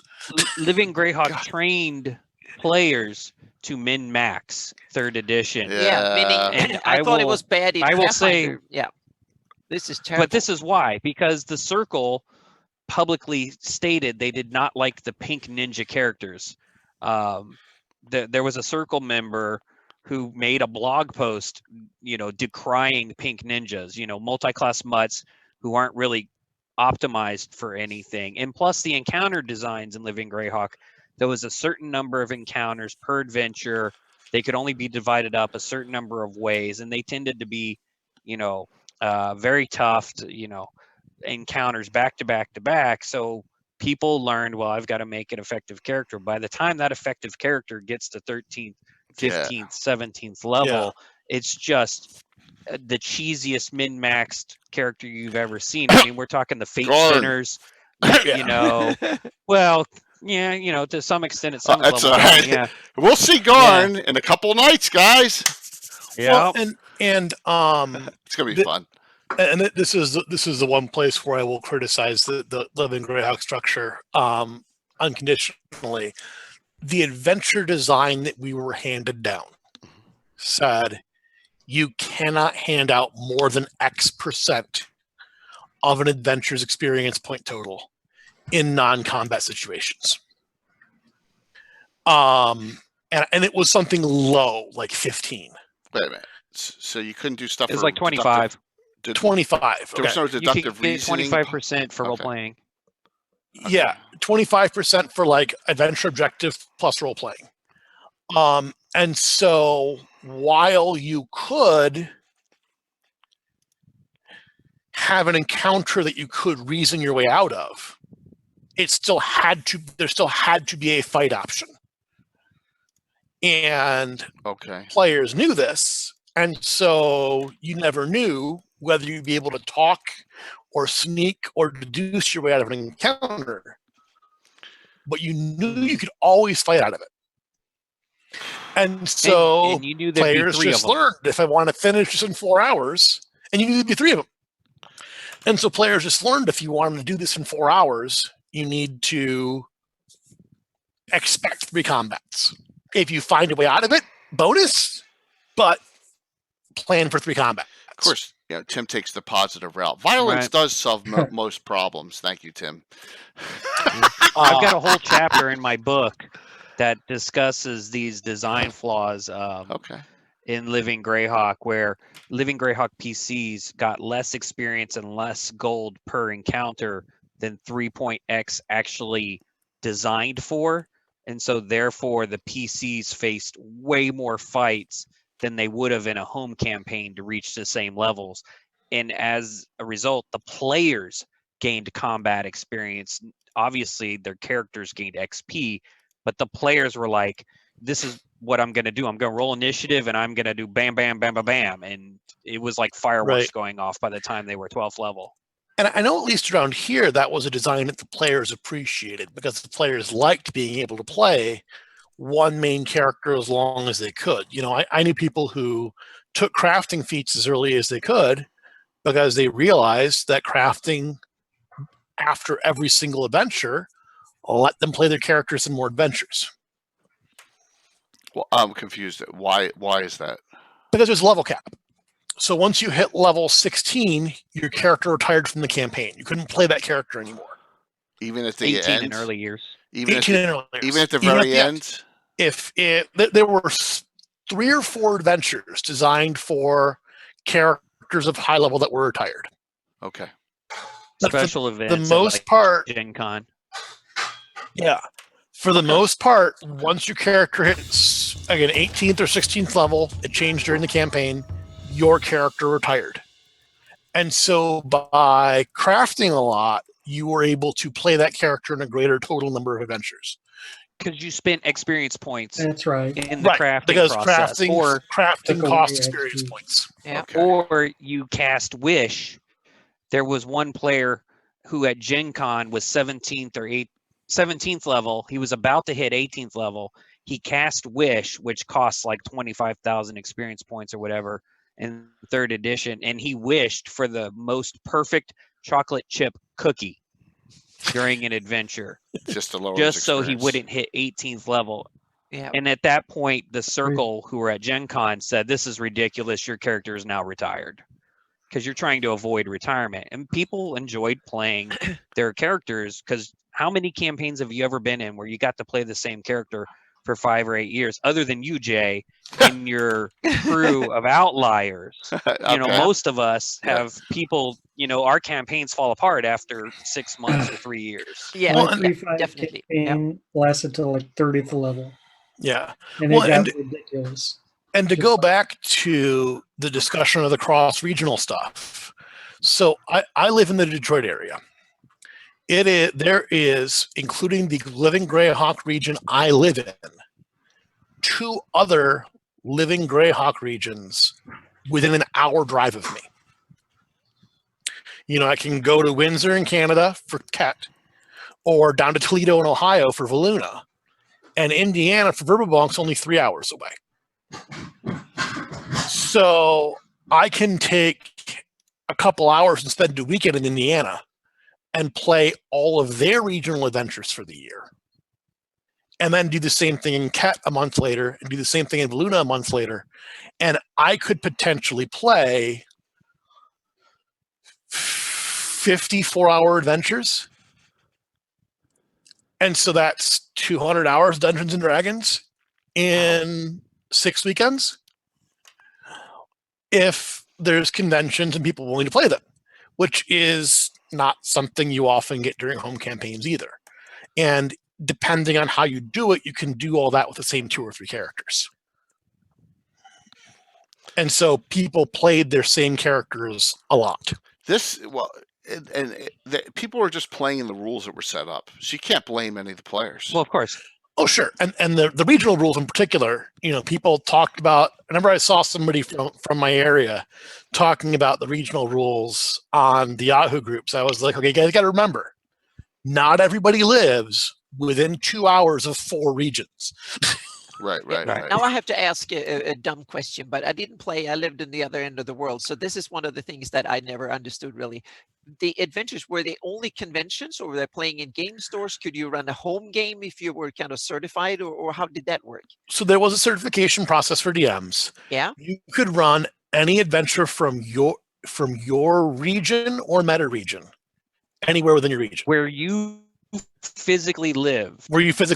So I could, as per somebody living in Michigan, Furiandi, could run any Furiandi regional adventure in your own basement in my own basement, or in a game store in Michigan. Yep. Or the same thing with an IU's meta regional adventure. I could do that anywhere with the geographic space of the IU's meta region. Okay. So convention, home game, game store. Usually conventions got the adventures first around here. And then like 3 months later, you can play them at home, or 1 month later, or whatever it was the Triad decided to do. Yeah. Well, were there different run the core cultures and mods different anywhere. Core mods, you run anywhere. Mhm. As long as you had a dungeon master from that region, you could play in their region. They couldn't bring their adventure over to you, but you could go to them. Mhm. Yeah. And so that, usually people had access to 1 or 2 regions, sometimes in the same meta region. In Southeast Michigan, we had access to 4 regions spread across 2 meta regions. And so we just had access to a lot more content. Yeah. Just because of how the geography worked out. I can understand. Whereas I had to physically drive to Louisiana to play yeomanry adventures. Yep. And there was also a thing called a cross-regional convention, where if you had a convention that was in one region, and I think within 50 miles of another region, the 2 triads could work together and host a convention. And at that point, that convention counted as being part of both regions. Yeah, I've heard some. Was that Casey? You told me that there was like one little town that was so conveniently located that. Yeah, JP and we did a County of Ernst Bandit Kingdoms crossover event in the Panhandle of Texas, somewhere up by Lubbock or somewhere. I forget. It's been so long. Yeah. And we did a crossover with the yeomanry, which geographically on Earth makes no sense. But we were in Shreveport or somewhere on I-20 east of Louisiana, if I remember correctly. Those were our crossover conventions that we did 2 or 3 of. Yeah. And so we had a couple. We had one with Voluna, which is Ohio, that was in Toledo, just across the Michigan-Ohio border. And also when you did this, you could have an interactive for both regions at once. And so you found some reason the 2 regions worked together. And so we had a Furiandi Volunacon, which made sense because they were, allies in the war against IUs, and they were trying to do something to strengthen their alliance. I forget exactly what, because I wasn't on the Triad then. Then we did one with Ontario, which was Ket, which was interesting because not only were Ket and Furiandi on opposite sides of the Greyhawk War. That was just me. Okay. No big deal. Okay. Not a big deal. Yeah. But Ket had its own series of laws about like elves not counting its people. That a lot of Furiandi PCs were elves because we had the Vezi Forest and High Folk right there. And so suddenly we had this tension in the interactive with a lot of the Ket PCs, and a lot of the Furiandi PCs naturally didn't get along. And both groups of players had to work that out in some way. And I think our plot line for that was we had finally convinced Ket to go on the offensive against IUs in their own territory. And so there was an IUs-based encounter there. And we were planning to do one with Indiana in the non-existent ninth year of the campaign, because an enterprising player had actually found in some dungeon magazine a prestige class for clerics and paladins of St. Cuthbert that was specifically linked to both Verbank and Furiandi, and was like, you should have interactive about this. Man. And everyone thought that was a good idea, but the campaign ended. Oh, man. It's wow. I just some of the stuff I know why you need multiple triads. It's overwhelming, the amount of data. Yeah. Well, and we had, I don't know if they're all structured this way, but ours was basically structured. I handled a lot of all the plots and editing stuff. We had one person who just handled player contact, and one who handled meta organizations. And like, obviously there's some crossover there, but having somebody filter somebody asking the same storyline question 6 times really helped me focus on making sure the adventures were good. For the County of Ernst Bandit Kingdoms crossover, real quickly, since JP isn't here, it was set on a town near the Artansame River, Suresh, I think it was, where there was an Iusian garrison, and plot, we needed to attack it. Bandit Kingdoms people and County of Ernst people decided to attack it at the same time for different reasons.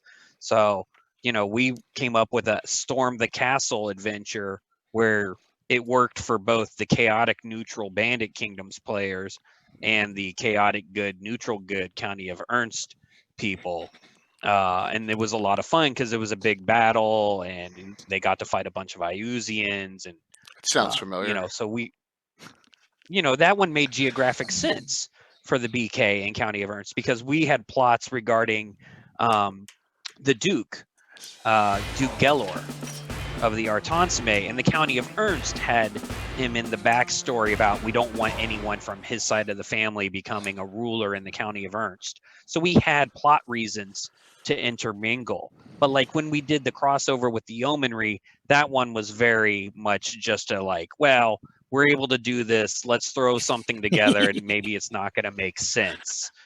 So I think we had the BK players, the BK characters traveled to the Yeomanry to help them do something. And when they got there, they were, in character, rude, and like, you guys don't know what you're doing. We've been fighting demons and undead for 6 years. Get out of our way. And the Yeomanry people were like, pissed off. So that was great, because Bandit Kingdoms characters should be jerks.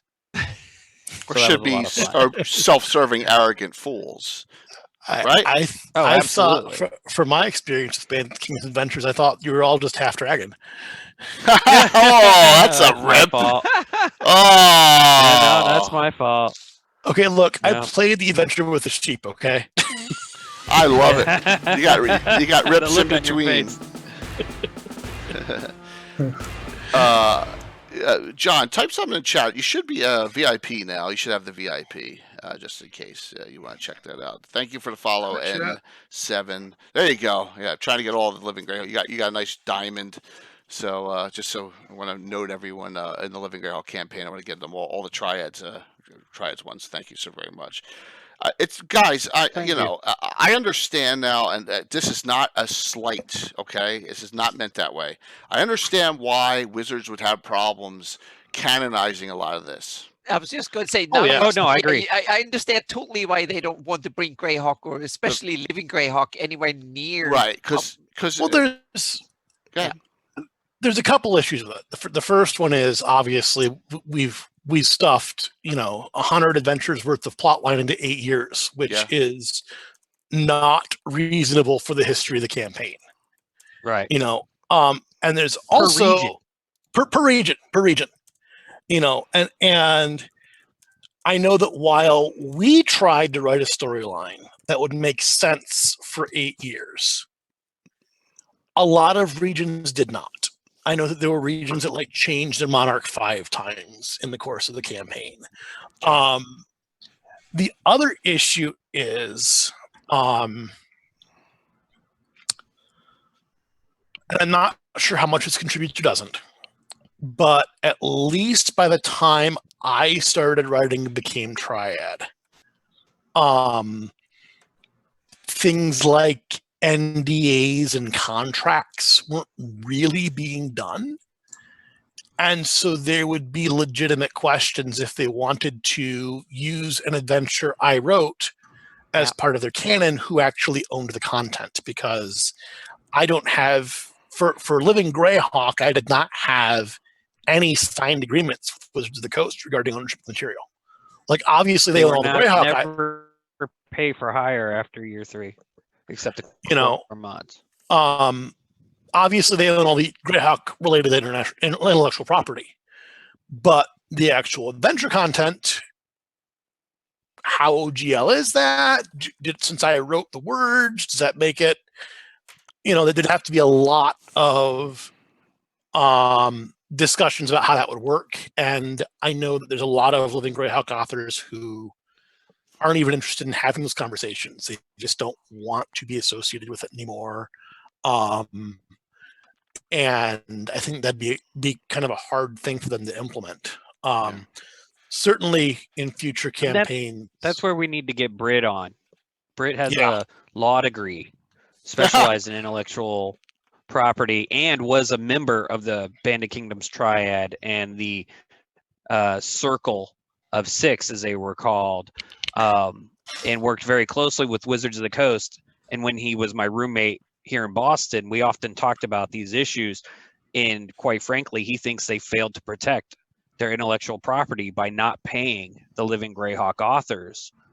But that's, again, that would be a great topic if I could get Britt on, but he lives in Korea, so there's another former Living Greyhawk player who wrote a pretty long blog about Wizards of the Coast in general not being great about protecting their intellectual property when it comes to monster stat blocks and things like that. And I have no background in that, but let me just say something. We had Greg Marks on last time. Greg works for Wizards, correct? He works for Wizards.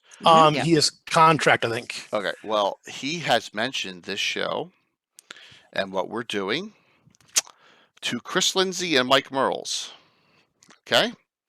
So you never know in the future. Uh-oh. We might have visitors. Yeah. Well, you never know. So I don't know if we want to go there with the intellectual property discussions at any point in the future. If we can get one of those guys, If you're going to get them on, it's best not to touch it. Yeah. Honestly. Yeah, absolutely. Let's just talk about Greyhawk if you get them on. Yeah, absolutely. So I honestly would be surprised if they would. I mean, I would imagine if you got Mike on, he'd be way more interested in talking about his experiences as a Living Greyhawk Triad member and how, right, he went from there to where he is now. So Bissell, right? Interesting. I don't know which. I think so. Gary, don't know. Gary brings up a point that they're going to undo From the Ashes, Free City Greyhawk box set, and everything that's like post 576. He thinks they don't want, according to Gary's comment, they don't want anything post 576, which is really That's interesting. to stretch it, because then they will undo a lot of the core products that are really more Greyhawk, like Adventure Begins. They will From the Ashes, the Marklands. But they may not care about that. They may just want to go base. Yeah, but that would be kind of very weird if they ignore half of especially some of the products that are more Greyhawk than as much Greyhawk as the box set in many ways. It's interesting though. If I remember correctly, the only campaign that actually moves forward in chronology between editions is Forgotten Realms. I mean, Dark Sun, every time they've redone Dark Sun, they've gone back to the exact same point in time. You know, Yeah. they when they did the 4th edition Dark Sun campaign, they didn't talk about anything that happened in the Prison Pen Ted novels. They started right back at a sorcerer king has died. Now what?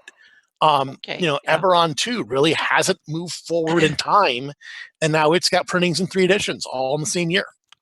So chronologically, the good thing is, go ahead, Casey. I'll make my point. So I was going to say Mike can probably talk more about this, but you know, the Dragon magazine articles did advance Greyhawk in time-wise. You know, Dragon 56 and 63, I think they were, and others. Incrementally. And as Anna mentioned, these other products specifically advance the timeline. I believe we were always told Living Greyhawk Gazetteer was meant to be the Bible, that you would not need the older materials when writing Living Greyhawk Adventures. That way, Living Greyhawk Triad members who were coming either from Living City and didn't know Greyhawk didn't have to go and dig up I Use the Evil like we did, because we were nerds and we wanted to use I Use the Evil. So in my opinion, if they reboot, it should be Living Greyhawk Gazetteer 591 and go.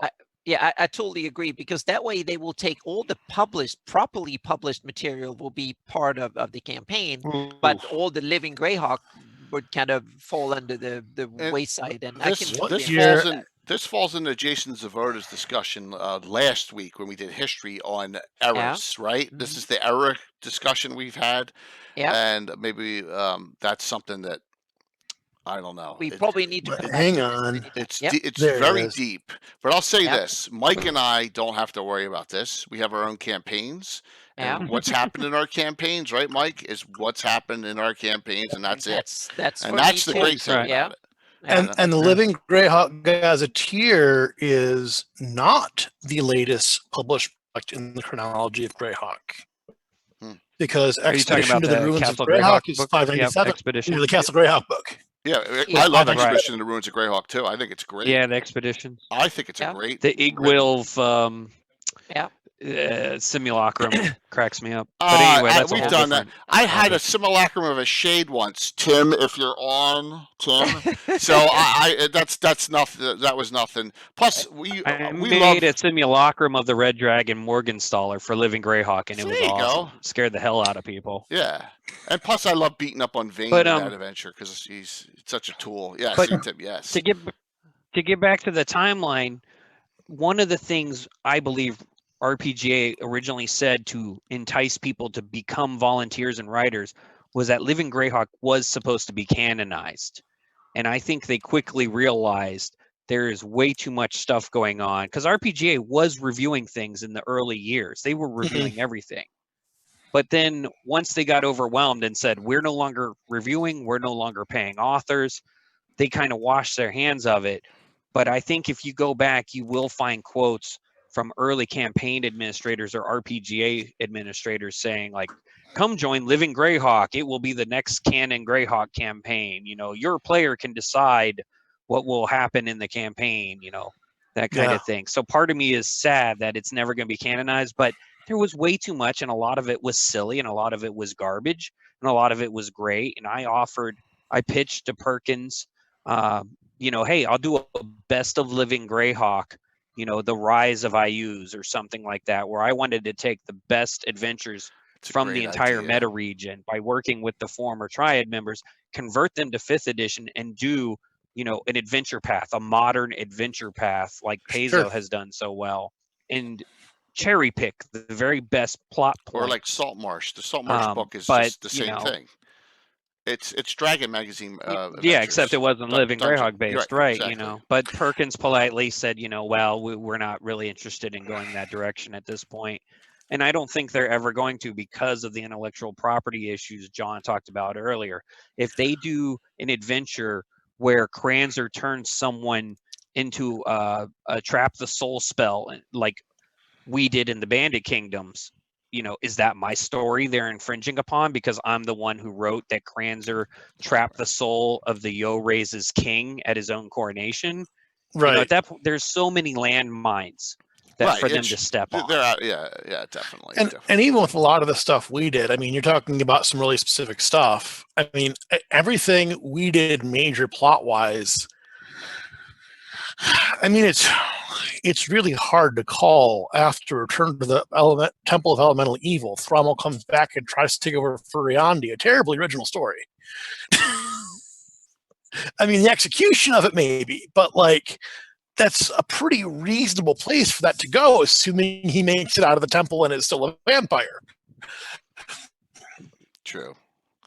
But it undoes, like it's, you know, and you're talking about is still, it's all subjective. I mean, and what we're talking about with a lot of what was said with things becoming canon. I remember when Living Forgotten Realms first started, there was some discussion about that too. And I actually am lucky enough that when I was working on the plot structure for Netherworld Adventures, the Paul Kemp, the author of the Forgotten Realms novels that take place in that area, is local to me and was at one of our local cons. And we talked a little bit about it, and it was obvious that nobody had ever talked to him about that because he had a 3-novel structure for 4th edition set out, and it was not anything anybody talked about with me. Yeah. So this has been a really intriguing discussion, and I love, I mean, you guys went for it, right? That's what you did. You guys wanted to entertain. I mean, you had a lot of people that were looking for some hardcore Greyhawk storyline and combat, so whatever direction it went, so be it, right? I mean, it sounds like you guys had fun, and that's all that really mattered. Right? Oh yeah, I had tons of fun. Absolutely. It was ridiculously amazing. That's good. And I don't think we'll ever see anything like it ever again unless I win the lottery. Yeah, well, you know, let's. And if it happens again, well, if this channel becomes the size of frickin' Ninja, then too, maybe, right? And you could do something like that, but that's not happening in reality either. So as long as you can de-age me 15 years and put me in a time bubble so I can do things 40 hours a week without my wife and kids needing my attention, I would pay very well.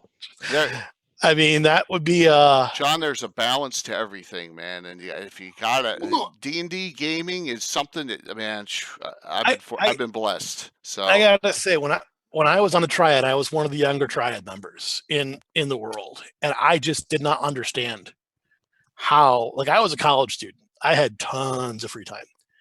I did not understand how anybody who was married or had with kids a real job could do it, could contribute to the way people were. It was mind-boggling. Yep.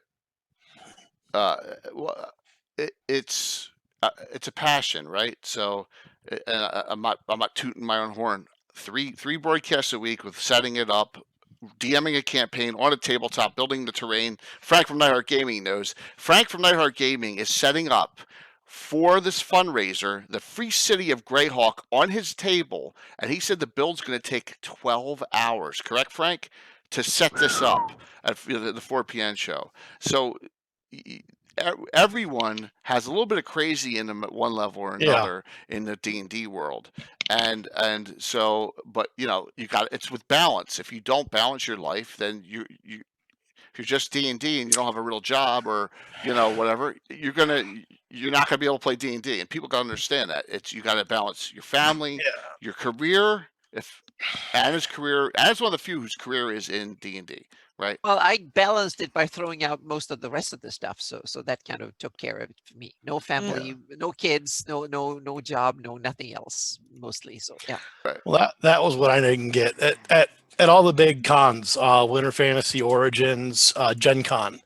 Lynn Register, who was on the Valuna Triad, would come with extremely detailed 3-dimensional resin cast maps of every single combat.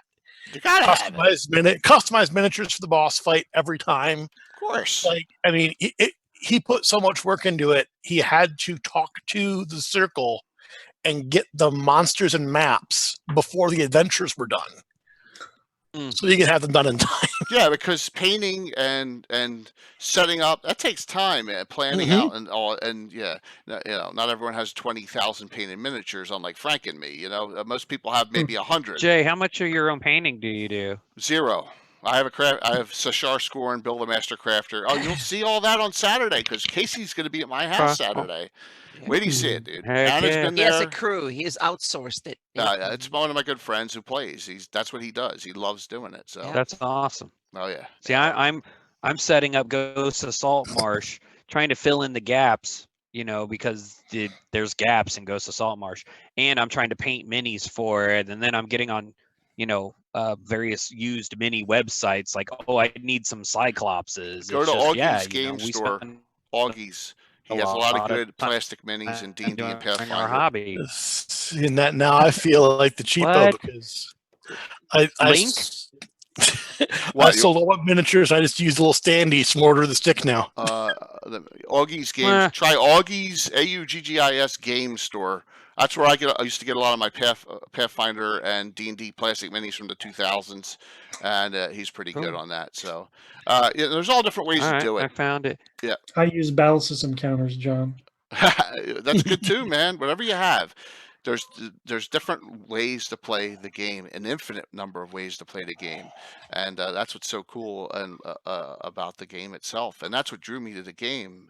It was not a board game when I was a little kid. I was like, man, this is like awesome. There's no board. There's you're right now. You're lucky to get hexgraph sheets back in like '78. And coin collection worked too, Jason. Anything you had worked. Army men. We used army men back in the day. We used to use cowboy and Indian figures. Before those grenadiers came out. So wow. So we're getting near the end here. John, what would you like to say in closing? Any shout outs you want to do? Please tell us what you're up to now or what you got going. We'll always, of course, have you back. But honestly, right now, what I've got going is, like I said, I'm married and have kids. And my wife was not a big, she was fine with me playing D&D. She was not interested in playing. And so we started to build a board game collection instead. And so now instead of writing D&D adventures, I'm designing board games. Great. Wow. Oh, really? Yeah. Excellent. I should put you in touch with someone. You big if you're Catan at guy? that space where you... I've played some. I mean, right now, I kind of deal with a lot smaller stuff. There's a company, Button Shy Games. They make a whole line of 18-card games. And they're really, for the most part, really good for 1 to 4 players, and they play quick. And, they fall into a good price range. Excellent. Fantastic. Well, I'm glad to hear that. Yeah. And let's swing around. Mike, what's going on, man? Well, let's see. I got an article I'm going to put in the chat. 5 reasons to visit Furiandi. Oh, nice.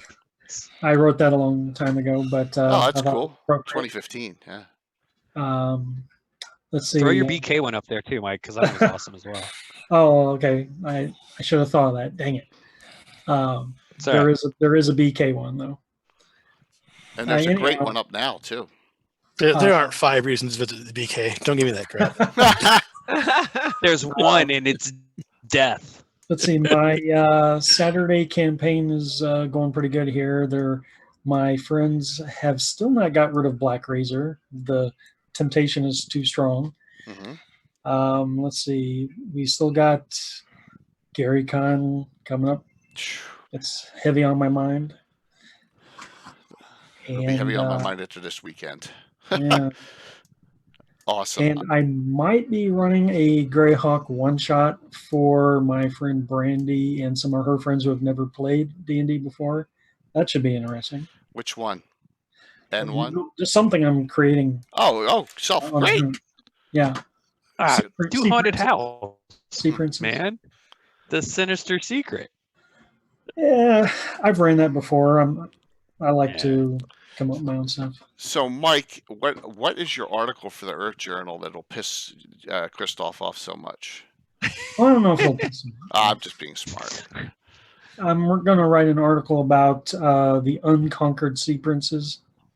Okay. About how they should not have fell to the Scarlet Brotherhood and what it would look like if they had gone, independent through the whole thing. Kind of like what's in your world and my world. So. All right. Exactly. Well, and Christoph's premise was alternate Earth stuff, right? What's different in your campaign from canon? Yeah. So that's a really neat idea, Mike. Definitely. Awesome. So, Casey, what are you going to be doing Saturday? Besides driving 6 hours. I'm going to be driving 4 hours and 45 minutes. Yeah, it's not that far. That's not bad. I mean, I used to live in Texas, man. That's not too bad. Okay. As long as it's not like snow in a blizzard. I hope not. And I'm going to come to your basement with Garn, and we're going to try to wreck stuff, but mostly try to survive and have a good time and raise money, for the mega stream and just put the book on sale, and all proceeds from that day from BDKR1 are going to go to the charity. I'm going to match the first $100 in sales from all markets, hard copy, digital. I'm sure Jay will post links. Yeah, well, what we'll do is this: we will, and then what's the cost? Home tired and happy on Sunday. What's the cost for one of the 10 hardbacks that you're bringing? What does someone have to spend for that? You said you're. I need to look that up. It's not much. It's $10 or less. Okay. So say, for example, we'll find out what it is, and if it's $10, someone you hit the donate button at the bottom of my screen, the one that's linked to St. Jude, right? And you type into the chat, Bandit Kingdom book purchase, and the first 10 of them go out that we have. After that, you got to get it off the digital site or whatever, but they'll go like hotcakes. All right. So that's how we'll do that, and then boom, boom, boom, boom, boom, tick it out. Yeah. Well, one of them is mine, so that leaves only 9. And I'll sign them. All right. Yeah, absolutely. So that'll be a great. That's $200 like that, and no problem, right? Because all those books and your match. Oh wow. Yeah, that'll be a quick $200. There's no doubt about it. Add it to the Plus total. the digital sales. I think the digitals are in the $5 range. Okay. To the various. Very markets reasonable, man. As well. Yeah. Very reasonable for that book. I underpriced it because I didn't think anyone would have any interest in it outside of the Bandit Kingdoms. I mean, I have a master's in publishing. I know how to do a profit and loss statement, and I just decided this was going to be a loss leader, and I wasn't going to make money on it. Oh, I grabbed it as soon as I got So I a hope people physical just copy. buy it and enjoy it. Yeah. A lot of my guys are going to want it just that are there with you. Like Tim will probably want one, and Bill, who knows? But so they may go before we even get them out. So it's great. I'm really. It's a great offer. Thank you so very much for that. And I'll talk about that on my part. What some of the I'll throw out a little more detail now that we're getting closer and closer. Casey, we'll have a blast, definitely. So Anna, what do you got going? Oh, it's going to be amazing. I'm looking forward to meeting you. Oh yeah, definitely. Same here, and you get to meet the ever mysterious Tim, and he's as crazy as it comes. So, and his father, John, who Anna played with in last year's fundraiser. Yeah, and I wish I could be there in person, but I will be there virtually. At least I will be logging in remotely. So, absolutely, yeah. Anna will be the only one on Zoom for this, so she'll be in the corner. There's Tim. Come on, Tim, I'm busting stones. So Anna, what do you got going on?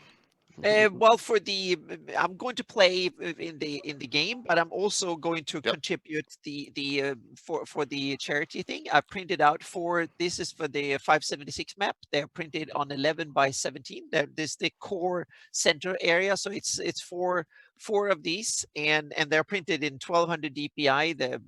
On super premium photo paper and stuff. So, and I will sign them on the back too. And so that will be one of the things. That's a top 6 donator. We're hoping for $50 or more items. So it's going to be one of the 6 best items we have, which counts, as you all know. Oh, they can't even see them. The mats, the stratagem mats, right?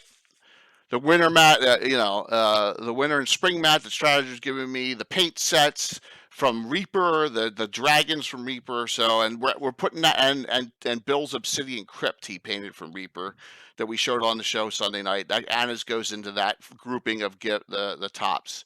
All right, so that's great. I mean, it's going to be awesome looking stuff. So good.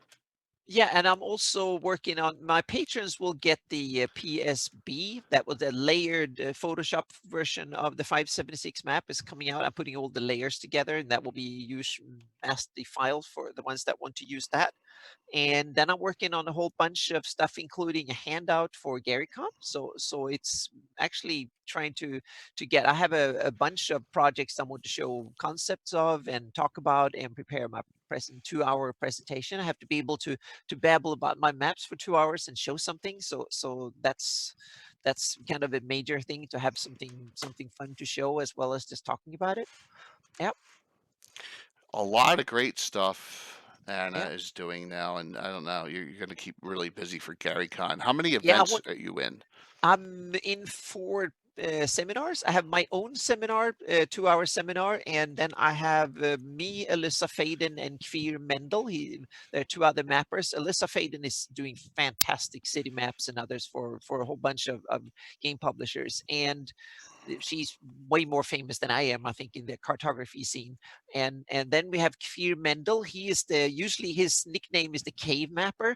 So he's or the Stone Age Mapper. He's doing maps on goat skins and leather and stuff like that. And he has a really cool technique of etching or whatever. He burns them in or something. They look fantastic. So us 3, we're going to have a kind of a practical workshop, kind of build your map at the moment. So we're going to the audience is supposed to throw challenges, and we can say how we would tackle that in a cartography, whatever. We'll see. It was the spur of inspiration, and we said that, okay, we just wanted to do something together. So that will be a 2-hour seminar. And then we have the Greyhawk Fandom seminar. I will be one of the panelists on that one. And there is also Cobalt Press have a seminar that is Freelancing 101. And I will be on that one too, talk about how to work in the business and in the industry and how to get in and all the pitfalls and how terrible it is and how fantastic it is and all that stuff. Yep. Now that's the Darlene map, it looks like. So yeah, they come out occasionally, the Chinese knockoffs of those maps. Oh yeah, the carpet. Yeah. Yeah, the carpet maps. Yeah. I've seen a whole bunch of them. They run all sorts of different. They seem to have only gotten half of the carpet, and also realize that the picture they show is a Photoshop thing. It's not the picture of the real carpet. So yeah. And it's interesting. They were actually selling some sort of knockoff on my maps on Amazon. All right. So Anna's seen it. Gary, I have the left side map of the Darlene map from a carpet in my basement as you walk in. So I was tempted by it, and I don't know how it got there, but it got there in one piece. It's really cheap carpet, but I have the left side Darlene map because that's the only side I play on, so it worked for me. But I couldn't get the right side of the map, so yeah. So it does exist. Yes, it might depending on the company arrive legit. Yes, so. And then Anna, you'll be checking out our streaming seminar too, I hope, as well. And I'll definitely. I'll try my best to be there. So yeah, there's a lot of running around we're gonna have. Okay, so something came in the mail, guys, and we're happy about it for the fundraiser. I have a fair amount of Bards of Greyhawk CDs. Musical CDs by the Bards of Greyhawk with all sorts of great songs on them. So we'll get some. I'm thinking like $20 minimum to get this, and he gave me a bunch of these. I don't know this band. It must be a band that Mr. Lopez produces. It's called Free Rat. So you'll get one of each of those with that. I have a bunch, probably about 25 total. So, but hey, it's something for a low-level gifter there to at least get something, and it's cool. The music's really neat, and I've got Rich has given me full use of all songs on this in our streams. I just haven't decided to incorporate any in yet, so you may hear some of the music on our stream coming up from the Bards of Greyhawk, which is a neat thing. Very cool. Yeah, definitely. We have tomorrow night. We finish up this crazy. I thought my stuff was crazy, but with But as some of the people have seen, it went off on a wild tangent due to some of the players, and Tim totally disagreed with what happened. But we're continuing our adventures in the Bandicans, listen to me, into the Shieldlands and Walrus Crossing. The new map's up. Anna has put it on the map, so you'll see that map with Walrus Crossing and Holmer's Hold, where we're at on there. And you got the Fultians there, who are making a real mess of things. You have the Knights of the Holy Shielding there getting their butts kicked, and you have remnants of an IU's Black Death Squad roaming around, and the party, the Allegiance, coming in trying to right the wrongs here, and they made a real mess of it. So that's just my opinion, and a couple other, it's a mess. So we'll see what happens at the end of that one Thursday. Sometimes things don't go as planned in a game, so that'll be Thursday night, and then Saturday, guys. Saturday is all day. I hit the wrong button. See, I did hit the wrong button. That's next week's Legends and Lore, which I haven't gotten to yet. We are going from 4 a.m. to sometime Sunday morning. Carlos Lacing is at 4 a.m. It's right up there. Next is Praetor's Rejects at 8 a.m. These are all Eastern times for this. You can give and donate at any point at any of the streams. Wicked Studios is at noon. Nightheart Gaming is at 4, and that's going to be Greyhawk City map all on there. And then we start at 8 p.m. Eastern, and we go till we're done. Casey and Anna are going to be in it. My regular crew of players are going to be in it. There's 12 characters total, guys. So get ready for some carnage. Whoa. Yeah, but that's, remember some of my guys are twosies, but we didn't have a thief. I added, I let Tom's playing Rumple Foreskin, his gnome thief. It's kind of comedy relief. You know what I'm saying? You're going to have some of those characters in there. It's going to be a hodgepodge of adventures. It's going to be a blast. And there's some twists. Quick question. Sure. 1E, 2E, right? So are we bringing henchmen? Henchmen are guys with red shirts in this adventure. From Star Trek. So should I stat them up? So then yes. No, 12 characters is enough for me to handle. You do not want to bring henchmen in on I wanted to make sure. Henchmen, yes. The henchmen will be dying quickly. Yeah, Tim lives to bring pack bearers and torch bearers, and he knows they die instantly. Trust me, you won't need them in this. It's going to be a lot of fun stuff going on. A lot of interaction too. Tim's the only person playing in 2 of the games during the fundraiser. He's playing at 4 a.m. and then he's turning around and playing at 8 p.m. when he's with him and his dad at my house. So he's playing at both. He's playing, which will be a great thing. Please, guys, if you can donate. Jay, one last question. Sure. Get the no button out. I'll get that ready. Yeah. One last question. How do I give Anna the regular hero point? I've got over 10,000 Order of Ulik points. Okay, should I do it right now? Yeah, if you want to do that right now, I will. Look at this. I have the log sheet already. And this is what I'm doing. I'm really punishing the characters on this. Here's my normal log sheet written up for the entire party. It's already written up for the adventure. Notice the hero point listing is 0s all the way down. So too bad, guys. You better hope that we get a lot of donations and stuff. Yeah. Everyone's starting. I can do it right now. You do it right now, and I will put that in that Jussie gets one of those. Yes. Oh, thank you. Yeah, absolutely. Yeah. Thank you. Give it to Anna for her maps. Yeah, I didn't see it. Awesome. Did it pop up? I didn't see it pop up yet. I see it. Oh, yes, I see it too. Oh, yep. did it? Oh, there it goes. Okay, great. Yep. All right. So Josie has a regular. That's not a special. Look, we have 1,855. That's already 3 special hero points already given out. So, and it'll be divvied up. But I'm going to let you guys beg. We're going to raise as much money as possible in this one. So, like I said, no need hero points. Last year we did $1,010 we raised, and that was over 3 streams with a 4-hour gap with one of the streams that didn't go up. We have 5 great channels that all have these. We talked about the stories Sunday night. I can't wait. I can't wait to see some of these stories and have some of this these adventures going off. I'm so excited about it. So you may want to, Tim. You can do whatever you want with that. So Barge End. So Frank at Nighthawk Gaming, Barge End is one of my favorite spots in Greyhawk City. Low Market, Blackgate, Temple, St. Cuthbert, and a couple other undisclosed areas. That's awesome. Everyone is really going all out on this mega stream event. It's probably going to be the best Greyhawk thing ever broadcast on Twitch. That's my opinion. Return of the Falcon. Did you ever use the Falcon, John?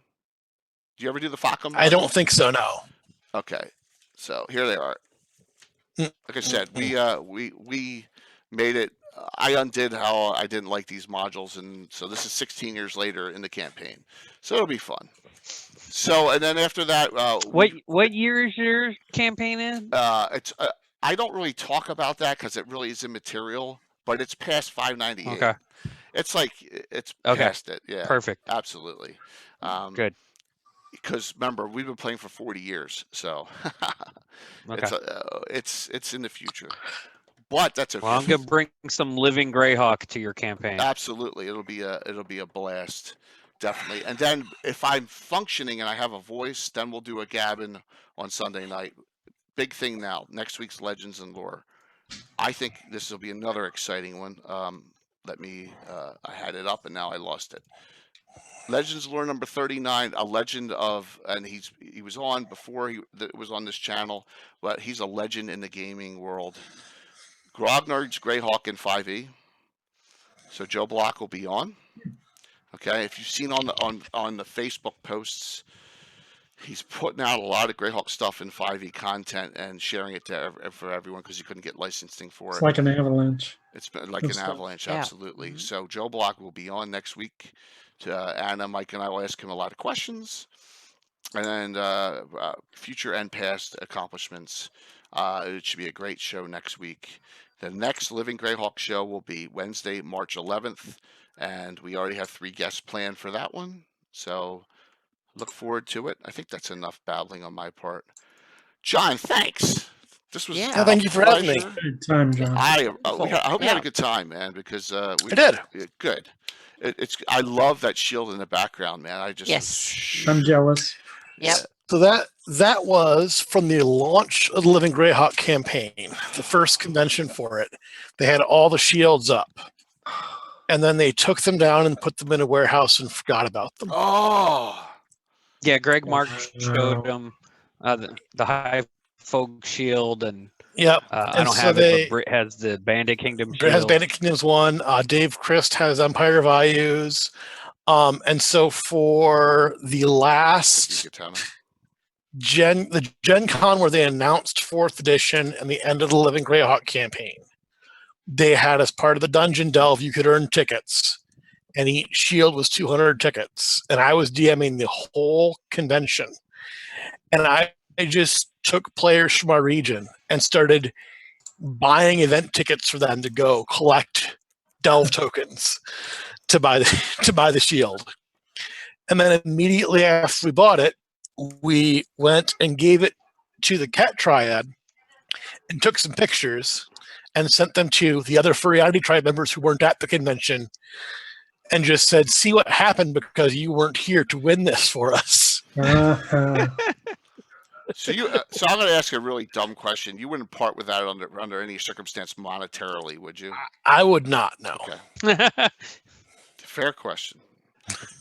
I wonder who made them. Do you know who crafted them? They do actually have. Let me get. Because seriously, that would be awesome to get that. For my basement to get them made. That would be awesome. I should sneak into Swords John's and place Armored. Okay, all right. Steal that, being from the BK. Thank you. SwordsandArmor.com. Check it out. Huh. So I don't know if you saw that. It was swordsandArmor.com. Yeah, I'm gonna check it out. See if they're still in business, or maybe they may go licensing or whatever. But I could have my Order of Ulick stuff made because that's me, right? I could have all my campaign stuff made up. So.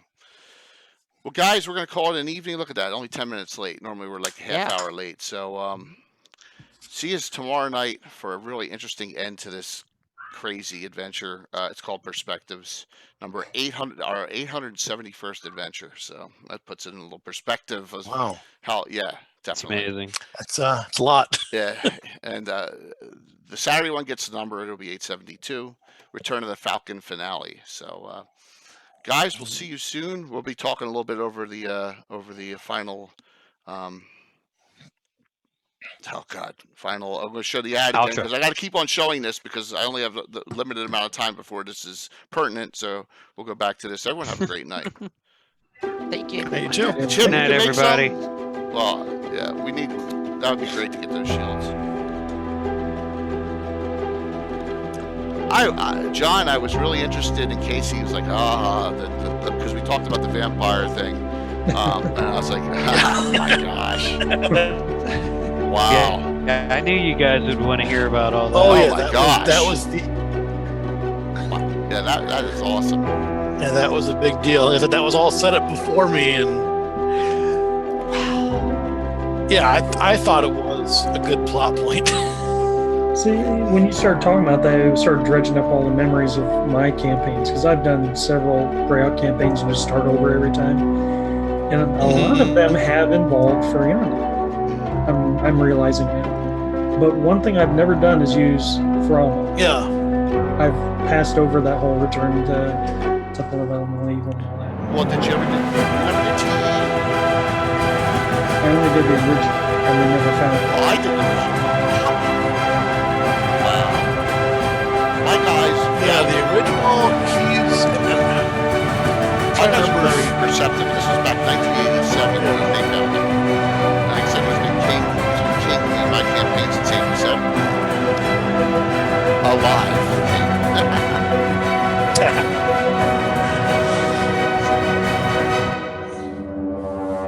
Yeah, it was I got a lot of gasps in the final adventure when they tried to wipe them out with healing and it didn't work the way they wanted it to. Oh my gosh. It was the people expected a lot of shenanigans from you. That was not shenanigans they expected because as somebody asked, where did you get an 18th level cleric of Hexter to cast True Resurrection, John? The only evil campaign I ever ran was set in Willett. Mm-hmm. They ended up burning down half the city. Wow. And I had to end that campaign, and I just said, you're all dead. Deserved it. I mean, blood deserves it. And they said, well, how did we die? You know, I never really went into detail, but I said, your other characters, your 30th level characters, went and left this group. Yeah. Well, we had, I mean, the like after the final interactive, like one of the big Greyhawk grognards of the region who really got into all the old canon stuff was like, okay, stop. You did a lot of things that require higher level clerics than exist or nearly exist. He's like, I know where the only 17th level cleric of Hexter in the world is. How is he here doing a True Resurrection? And my only reply was, well, their plan is to overthrow the paladin king of one of the strongest economies in the world. They're willing to help. Like, they'll fly the 17th level guy out from the Iron Kingdoms to watch this happen. Have a good night, everyone. We'll see you tomorrow night. You too. Right, y'all. Good night. You're good to stay. Whoa, hit the right